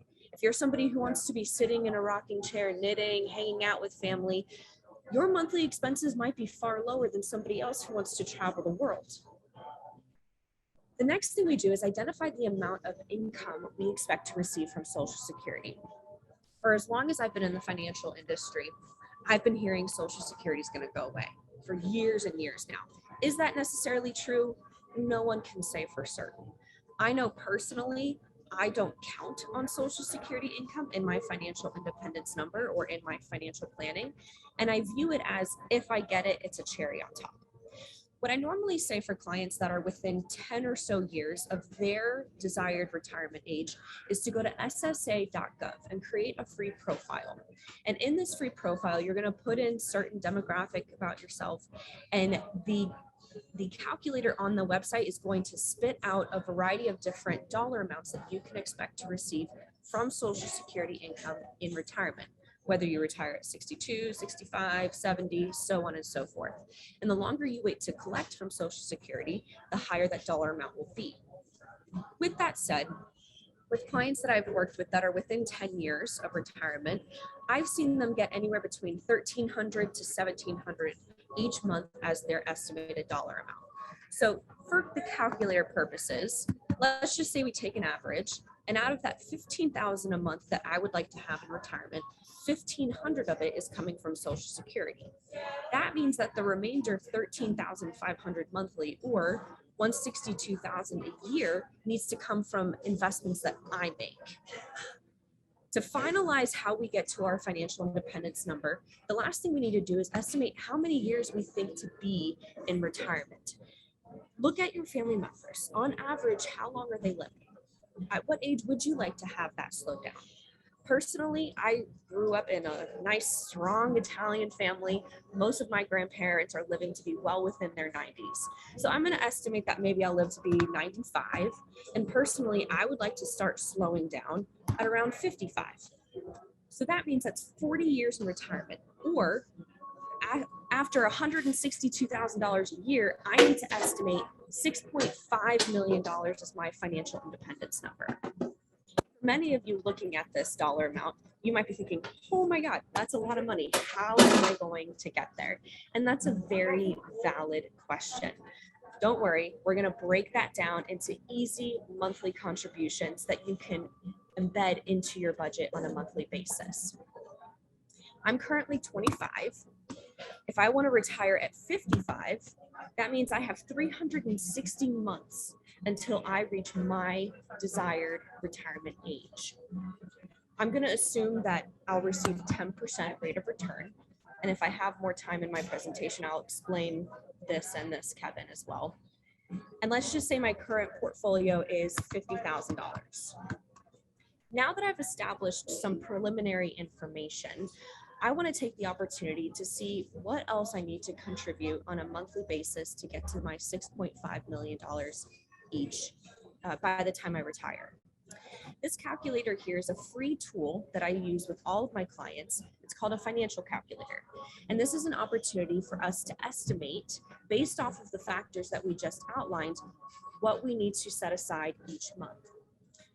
You don't need to be a finance major to understand this. All I want you to focus on is clicking on the PMT tab.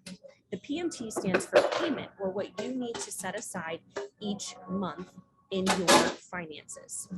The number of periods here is how many months until my version of retirement. And in this case, that's 360. If I'm estimating a 10% rate of return, and I currently have $50,000 set aside, we know I want 6.5 million. That means that I need to earn or set aside $2,700 each month, every month from now until the age of 55 to get to my proposed $6.5 million. There's a few things that we can do in this scenario. Being realtors, being variable income earners, our income is not capped. We also don't have a minimum quite often, but we have the propensity to earn as much as we want to earn. So first thing I encourage my clients to do is take a look at that dollar amount. Number one, with your current income that you're already receiving on a monthly basis, can you afford $2,700 a month? If you can, great, set it aside. If you can't, there's a few different things that we get to do. Number one, we can maybe change our dollar amount. Rather than $15,000 a month, maybe we want to do $10,000 a month. Rather than retiring within 30 years, maybe we retire within 40 years. And all these little factors allow this dollar amount to go down just a little bit. The other thing I always encourage my clients to do as well is see what that looks like in your business. How much more do you need to sell to generate that $2,700? Is that one extra commission check? Half a commission check? How can you be strategic in receiving this dollar amount so that way you're excited about putting that money aside? So you see, right now what we're doing is gathering all of the information. We've established our endpoint. We've established our destination, in my case, $6.5 million. We've worked backwards into a monthly dollar amount of $2,700 each month. Now we need to be consistent about setting that money aside and where we get to set that money aside. If you're in the situation where you need to sell a little bit more, be strategic. How many more conversations do you need to have each month to close that one deal? Once you've established your destination and your monthly contribution, now let's talk about where to actually send that money. You don't want to just have that money sitting aside in a savings account, because typically savings accounts give you 0.01% rate of return. They're not giving you anything for that money to sit there. It's crucial that your investments for retirement, your future use of that money, is getting invested and working for you, so that way you can beat out inflation and give that money a job. So there's a few different places where you can send that money. First, you can send it to a 401k. You could send it to a traditional IRA, Roth IRA, or simple SEP or KEO plan. So let's break these down. A 401k. This is most commonly referred to as a retirement plan because it's employer sponsored. And a lot of individuals in the United States use their retirement plan through work. So if you work at a company that does not have a 401k, it's okay, hold on. That's what the other three options we talked about will help you with. So a 401k by definition is an employer sponsored plan for for-profit companies. Okay, all it means is it tells the government what type of entity you work for. The maximum amount that you can contribute to this type of plan each year is $20,500, and you normally contribute this money on a pre-tax basis, meaning you get the tax break today, and in the future when you withdraw that money, you pay taxes on the initial contribution plus any gains that you've earned on the money in that account. Some companies also provide what's called a Roth 401k, where the contributions that you put into the account are after tax. So you don't get the tax break today, but when you pull that money out in the future, you don't pay taxes on it at that point in time. Again, Roth 401k, sometimes an option, not normally as common. Because a lot of us here are variable income earners, we might not have access to a 401k. So what do we do if we don't have an employer-sponsored plan? Well, there's a couple different options. The first one we can look at is what's called a traditional IRA. An IRA, all it stands for is individual retirement account, meaning it's a retirement account that you have opened for yourself by yourself. There's no company tied to it. The max contribution that you can put into this type of account each year is $6,000. So if you're in that situation where you need to put aside $2,700 a month, maybe you need to look at a different type of account that will allow you to set more aside each year. If all you can afford or want to afford each month is $500, a traditional IRA might be a great option for you. A traditional IRA allows you to put money in on a tax-deferred basis. So similar to the traditional 401k, where you get the tax break today, you lower your tax liability as you put money into that account.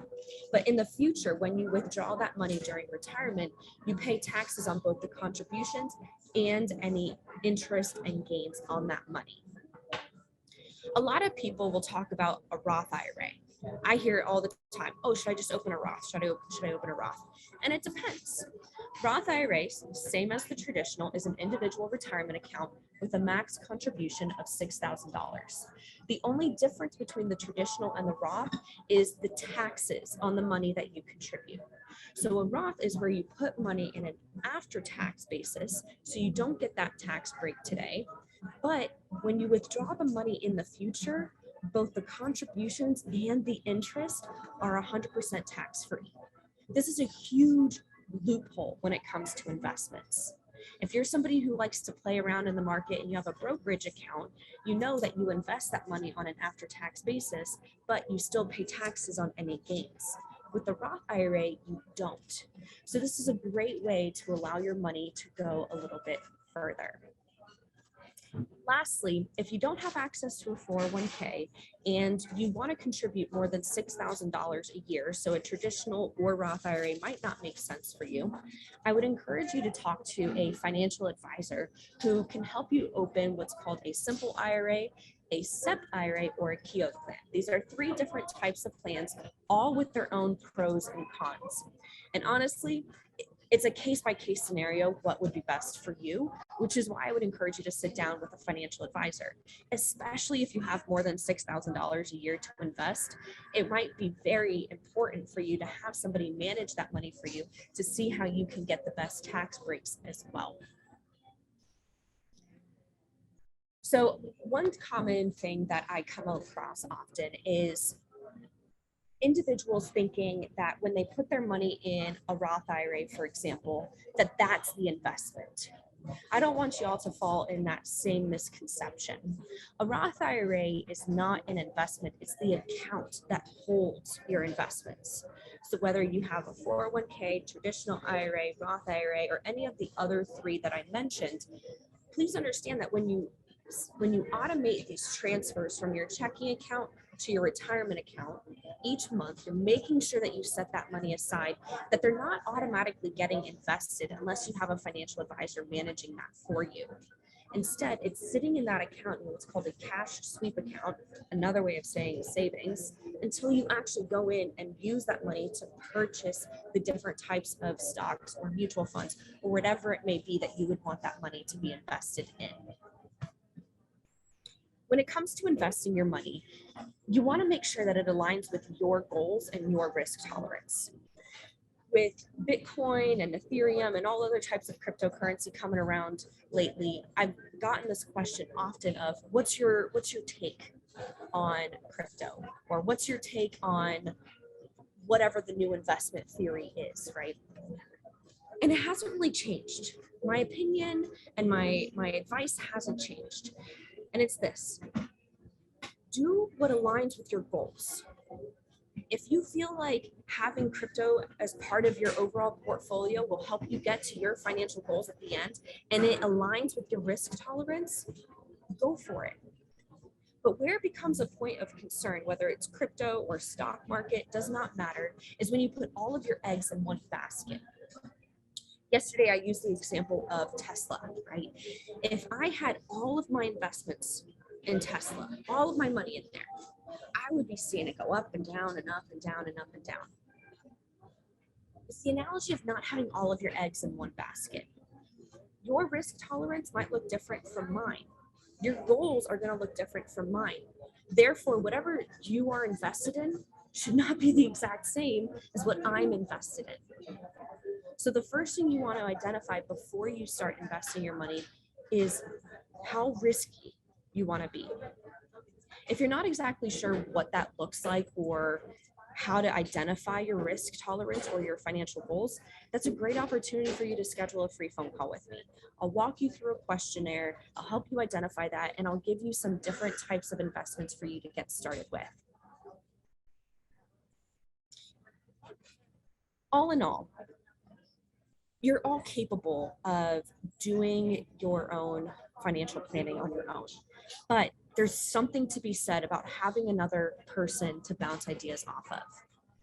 I have a financial advisor who manages my money for me because different people catch different things, and being able to bounce ideas off of different professionals allows you to make sure that you're using your money to the best of its abilities. So if you're just getting started with your financial planning, if you're just getting started with your retirement, I would encourage you to get the ball rolling. But make sure that you're in process of having those conversations with another professional as well. You don't need to wait for perfection or all of the answers to get started, but have that as your goal to have somebody to bounce ideas off of. For those of you that don't know what you need to set aside each month, or if you're not sure how much you can afford to set aside each month, you're all going to receive a copy of my budget setting tool and my retirement planning tool. The budget setting tool will allow you to see what you can afford on a monthly basis. It might also give you an idea of how much you want to be earning each month in retirement.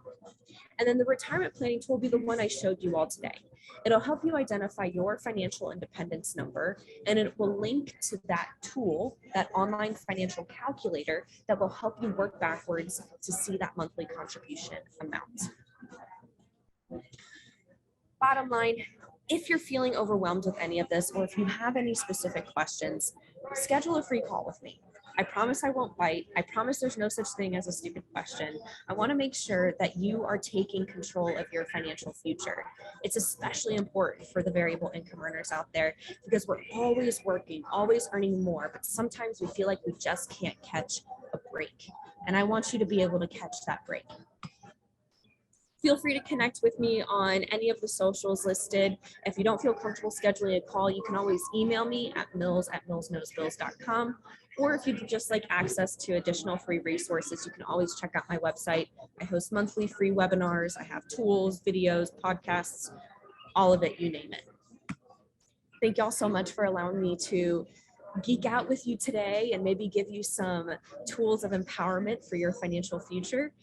I'll open the floor up for questions. Does anybody have a question for Mills? Okay, well, we have to ask you to fill out this form. Please evaluate Mills. If you learned something today, please give her a good rating. Mills, thank you so much for your time. We know you got to get to where you need to go. I think you have an important lunch. So thank you so much for being so unselfish and taking the time out of your day, even though I know your schedule is very packed. And we hope to host you again soon. Thank you so much. Thank you. Yansy, are you here? Very good. Before you take the screen, please click the link, form.jotform.com. I'll post it one more time. That she is evaluation number 4. So please rate Mills by clicking the link in the chat. And Mills is evaluation number 4. So please put that in for your rating for her. And with that, we'll send it over to you, Yancey. Good to see you, man. All right. Good to see you. Thank you for having me, Mills. You're amazing like always. All right. Let me see if I can share my screen. All right.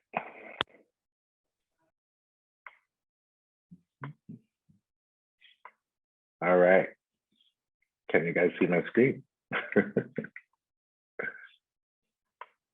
Yes, good. All right, guys. So thank you guys for having me. It's the lead follow-up considerations for clarity.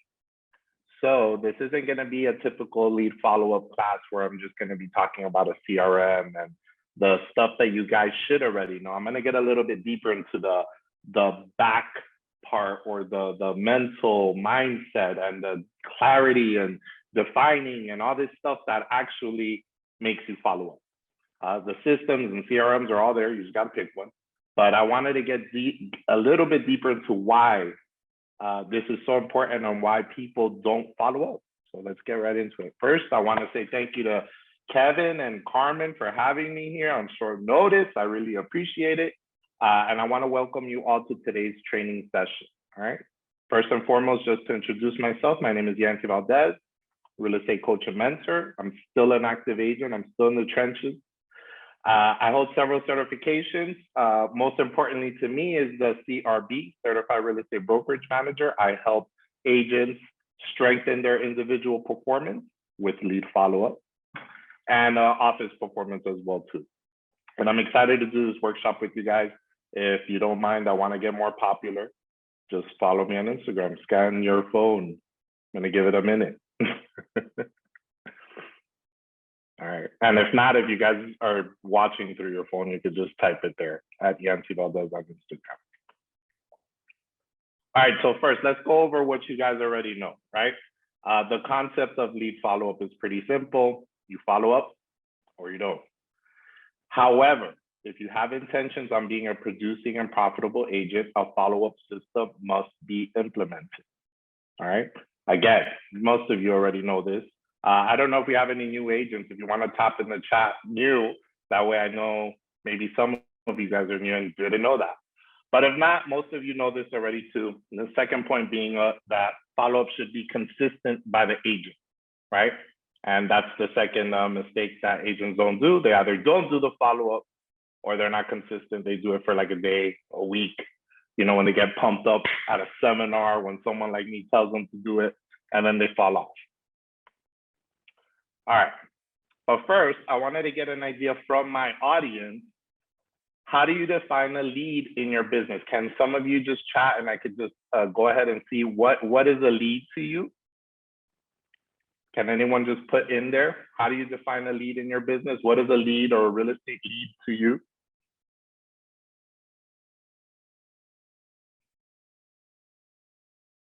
Nobody? Maybe we have some shy people. A possible client. Okay, Jackie, I appreciate that. Name, phone number, and email. Someone looking to buy or sell. All right, so great points. But here on my next slide, I want to give you guys an idea of a better way to define that. Because I think one of the reasons a lot of people don't do follow-up is because it's very murky. It's kind of like, hey, just someone who has a name, number, and email, or someone who's maybe a possible client. And with that uncertainty reflects on the person. They start becoming uncertain because they don't know, hey, is this really a client or not? Do I really have a client? And I'm going to get into some tips, points, and considerations on helping you define that, so you have the motivation and urgency to follow up on it. Because if you don't have clarity and you don't know where to go, you're not going anywhere. So I want to give you guys a new definition of what you should be defining as a lead. Okay. A lead is a buyer or seller or landlord or tenant, or it doesn't matter what sort of real estate transaction they're trying to do, but who will enter into a contract in the very near future. 30 days is good if we're talking about sales, but more aggressively within a 7 to 14 day timeline. Now, this might come like a little bit of like, hey, that's pretty aggressive. How do I know if all of them want to do that? And I'm going to get into those points in a moment, but I want you guys to see, like, for example, I'm giving you a definition of a lead to me. One thing I always try to tell everyone, whether they're taking courses, is take advice, don't take orders, right? I'm here giving you advice that would help you. But if you feel you have a different definition, which I'm going to go into the steps and a little bit of how to create your own definition of a lead, take that. Don't just take exactly what I'm just saying as this is the only way and you have to follow what I'm saying. All right. But this to me would be a definition of a lead. And I want to see who follows into this or falls into this definition. All right. So before we get into defining a lead, we have to set up some standards and a style for yourself. Now, I don't want to get into too many like standards, because there should be a standard for everything. You know, standard for your business, standard for your follow-up, standard to lead generation and prospecting, but we're going to stick to the point of follow-up. All right, so what are your standards? Okay, point being, we will keep the focus, like I mentioned, on the follow-up standards. The following questions are the basis for setting up a standard in your business in regards to follow-up. So what are you going to do? How are you going to do it? When are you going to do it? And why you're doing this standard that you're setting up? What are you going to do? I'm going to follow up. How are you going to go about doing it?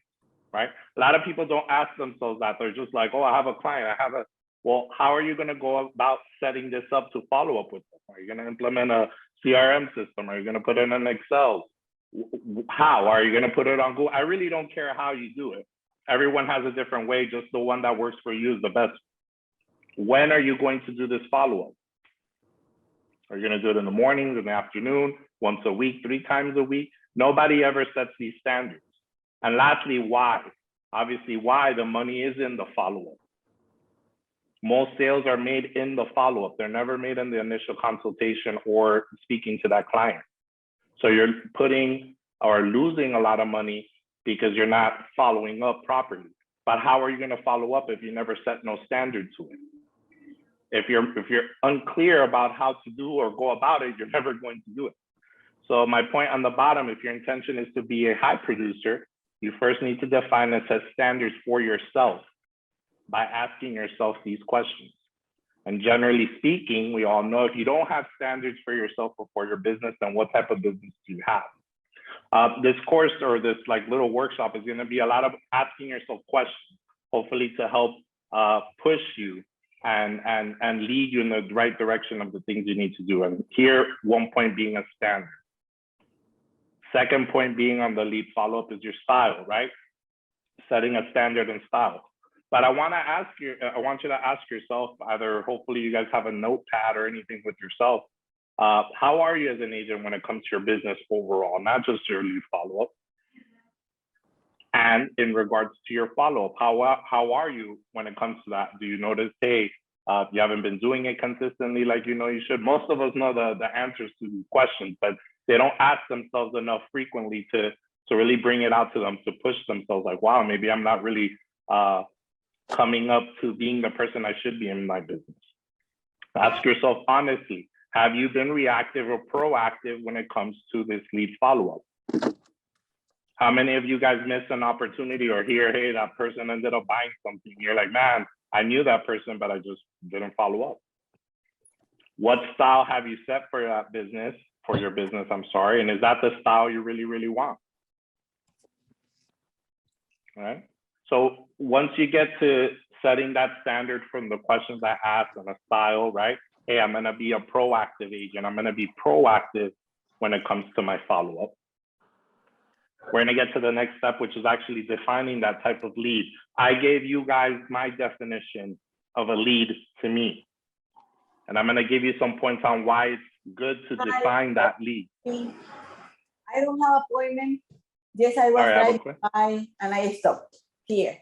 Okay. Sorry, Kevin, I don't know if someone's asking. I'm taking care of it right now. All right. Hold on Thank a second. you.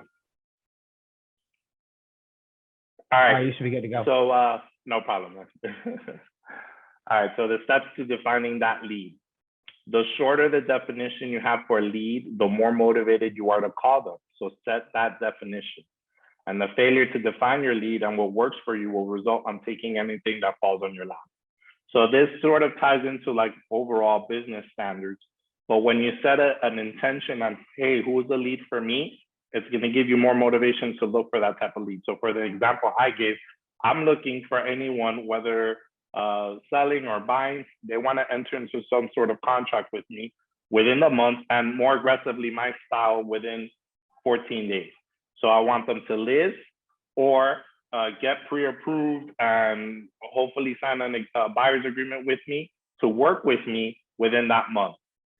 Anybody that I'm touching in, that's my short definition. Anybody that I'm speaking has to fit that mold, or I'm gonna move them into a nurture. All right. So a lot of agents, where they make the mistake is they pull everyone into a lead. They never define it. And what happens, I'll get to it in a little bit, is when they have too many and they get overwhelmed and they don't follow up at all. Second step, now that you set the definition that will clarify the people you need to look for to meet that definition, you could only find what you're intentionally looking for. So for example, in my case as well, if I want to find people that want to buy or sell, I'm actively looking for those type of people all the time. That's where my mindset is at. So just for an example, I want to find someone who's interested in selling, could be for sale by owner, could be expired. That's where most of my attention is going to go towards, because that's what I'm actively looking for. That's the lead that I need to get the information, ask them the questions, talk to them, and then follow up with those, because they met my standard of what a lead is to me. Again, this is going to be different for everybody. All right. Now that you have defined your lead, look in your database. How many of those fall into your new definition that I just went over with you guys? Hopefully, maybe you're starting to come up with your own right now. How many of those will sign a contract within your time frame? And what's going to happen is, like when I do this little workshop with most newer agents or agents who have been in the business for a while, it shrinks. It shrinks into, like, if they're following at least my mold of a lead, it shrinks. And then everybody else, so they're like, well, what about all these people? Well, first, you never got clarity. You never asked them the right questions to find out where they are exactly. But if they're not within the 30-day time frame, they're in a nurture. You do, however, need to speak with those people to get better clarity, ask better questions to find out where they are. But if they're not within that mold, they're not in my direct target where I'm following up with them consistently. I have a little exercise on the bottom that I put for extra motivation. Like, for example, once you have clarity on your lead, right? Multiply those leads by the average commission check in your area. So let's assume the average Miami-Dade sales price is what, 425? I mean, it's going up very rapidly. But if you do the 3% commission of that 425, it's about like what, $12,000? Let's just say I have 3 leads that fit that mold. They want to buy within or sell within 30 days. They've shown some interest, right? They have their name, number, email. They've shown some interest. I'm talking to them. Obviously, the first sale, it might not happen on the first time I'm talking to them, but I'm going to follow up. But I have 3 people that fit that mold. They're looking in that price range within here in Miami-Dade. We're talking about 12,000 times 3. That's the money that I have if I aggressively follow up. How many times are you going to allow your commission check to go to somebody else because you didn't define your lead properly and follow up? And these are critical questions to ask yourself. You're losing out on that when you don't put definition and urgency on those type of leads that you set up for yourself.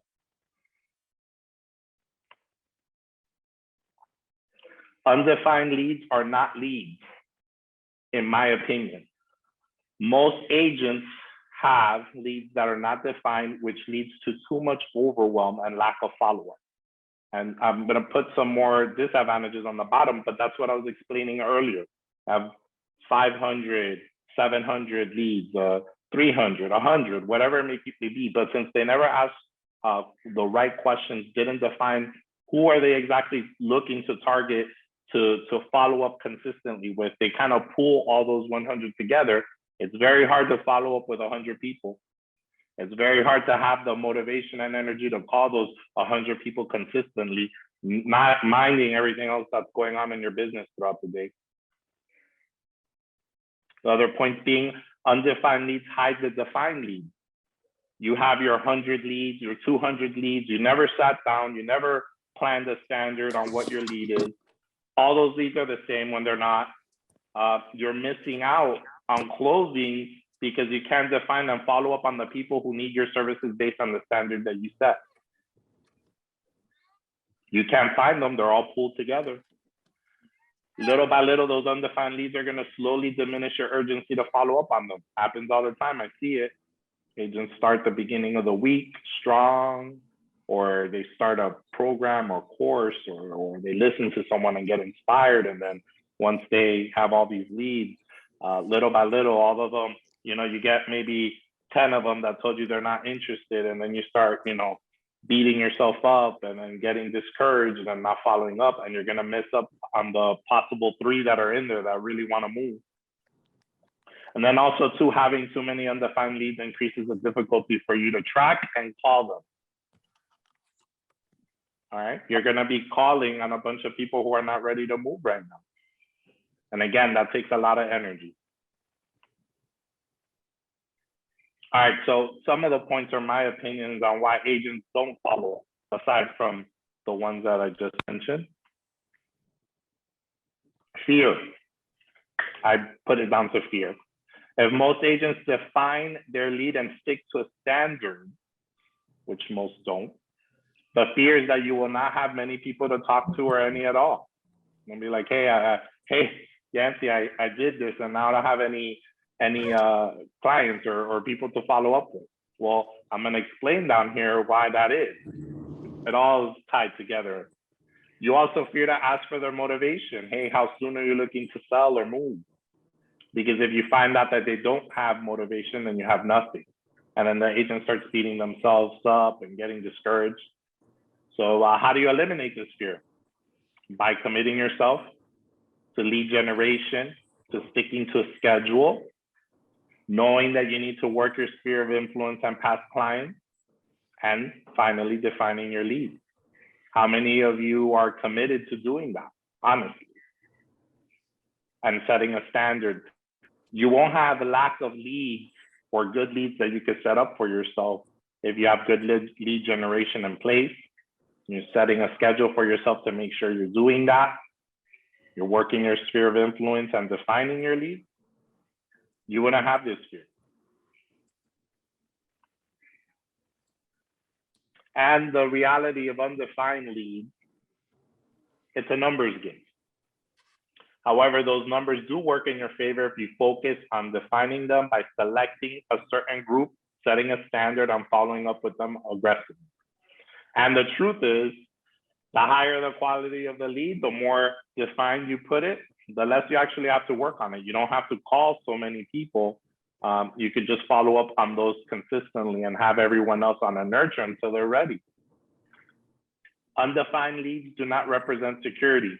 Hey, I got a list of 200 people saying they want, well, how many other people have that list as well too? Hey, I have a list of a neighborhood that I have to call or wherever you're getting these leads from. They don't represent security. They're not anything until you find out if they have a certain need, you can service that need, and you're able to take them down a path to actually closing. Everybody has the same undefined lead.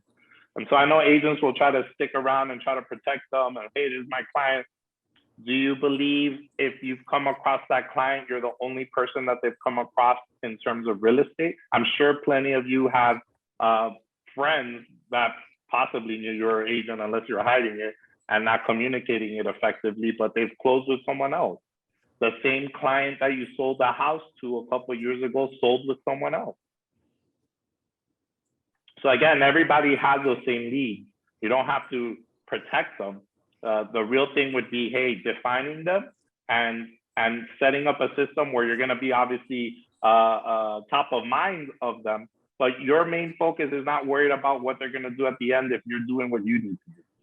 If you're following up with that lead that mentioned, at least in my view, needed to do something within 30 days, you stayed top of mind within those 30 days, you made the consistent calls within those 30 days, you're going to stand out more than any other agent for sure. All right, so some lead follow-up rules. And again, this can be tweaked to each person's style. I'm just gonna kind of give you my style on it. The rules to consider. So you have them on, let's say, a CRM where you're following up with them. I call and I always leave a message.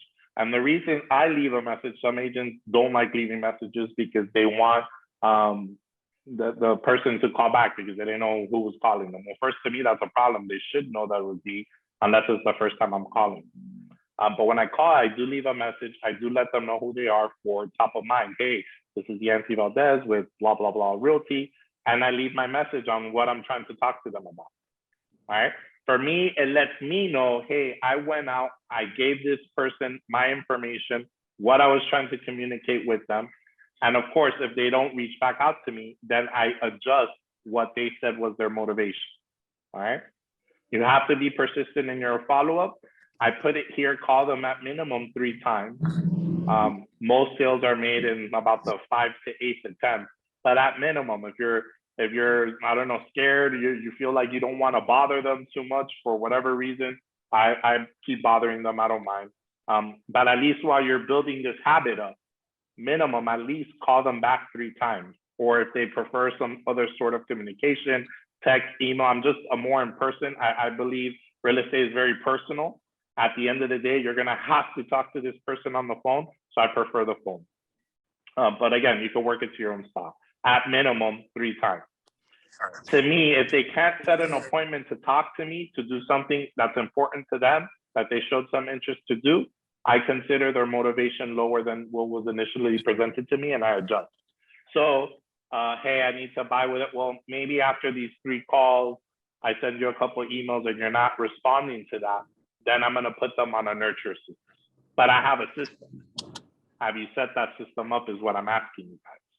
And of course, whenever you're making your phone call, you're just, you know, you can have other conversation in there, but there's just 2 basic questions that need to be answered on that follow-up phone call. Does that client need to sell or buy? And when can we set up an appointment to chat about that or meet? Those are your basic rules there. Any other questions? I know we came, again, I didn't come in to bore you guys with CRMs and how to do this, because I know most of you are familiar with how to do or use what systems to put them in. I wanted to get a little bit deeper into the psychology part of it and reason why I feel that agents weren't doing it. But I can take any questions if you guys have any. Be glad to help.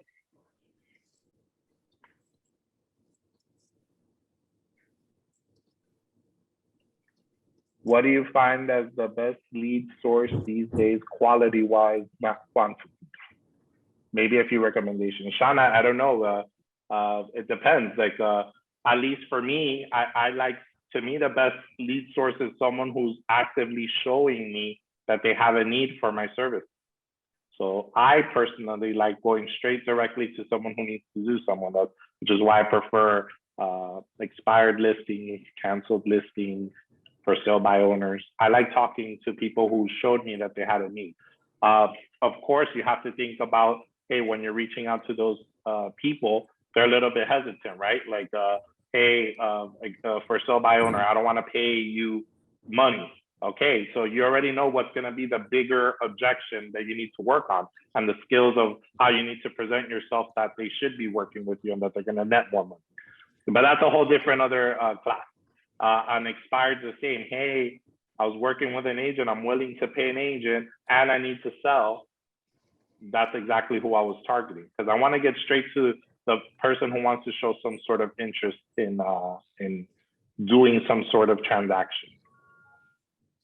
So, but that's personal to everyone. Some people don't like working expired or because it's too aggressive, or they're a little bit agitated or apprehensive when you're reaching out to them. Circle prospecting as well. That one's, you're calling on a neighborhood or building, or even sending it out by mailers, asking if they had any consideration in selling, or if they know someone who does. So that one, it depends. Some people don't like doing it that way, or find it it costs money. They like doing it online. They like doing educational-based selling online and giving different information about stuff online, which is free through social media. They attract leads that way passively. However, the reason why I say it's personal is because you have to pick a style that's on you. Do you like passive prospecting or active? I prefer active, and everybody has a different style. I prefer going straight to the source as fast as possible. If I find my way home, yeah. Wouldn't it be crazy?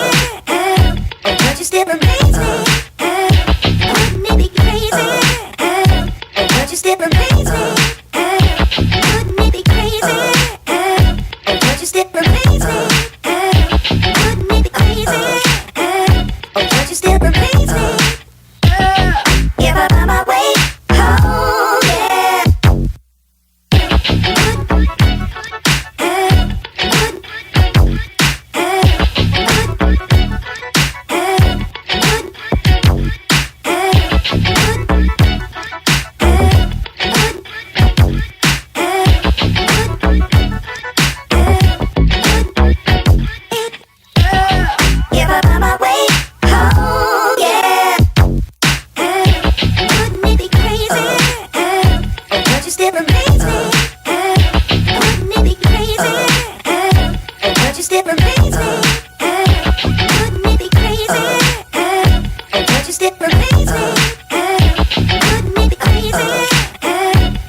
Still amaze me.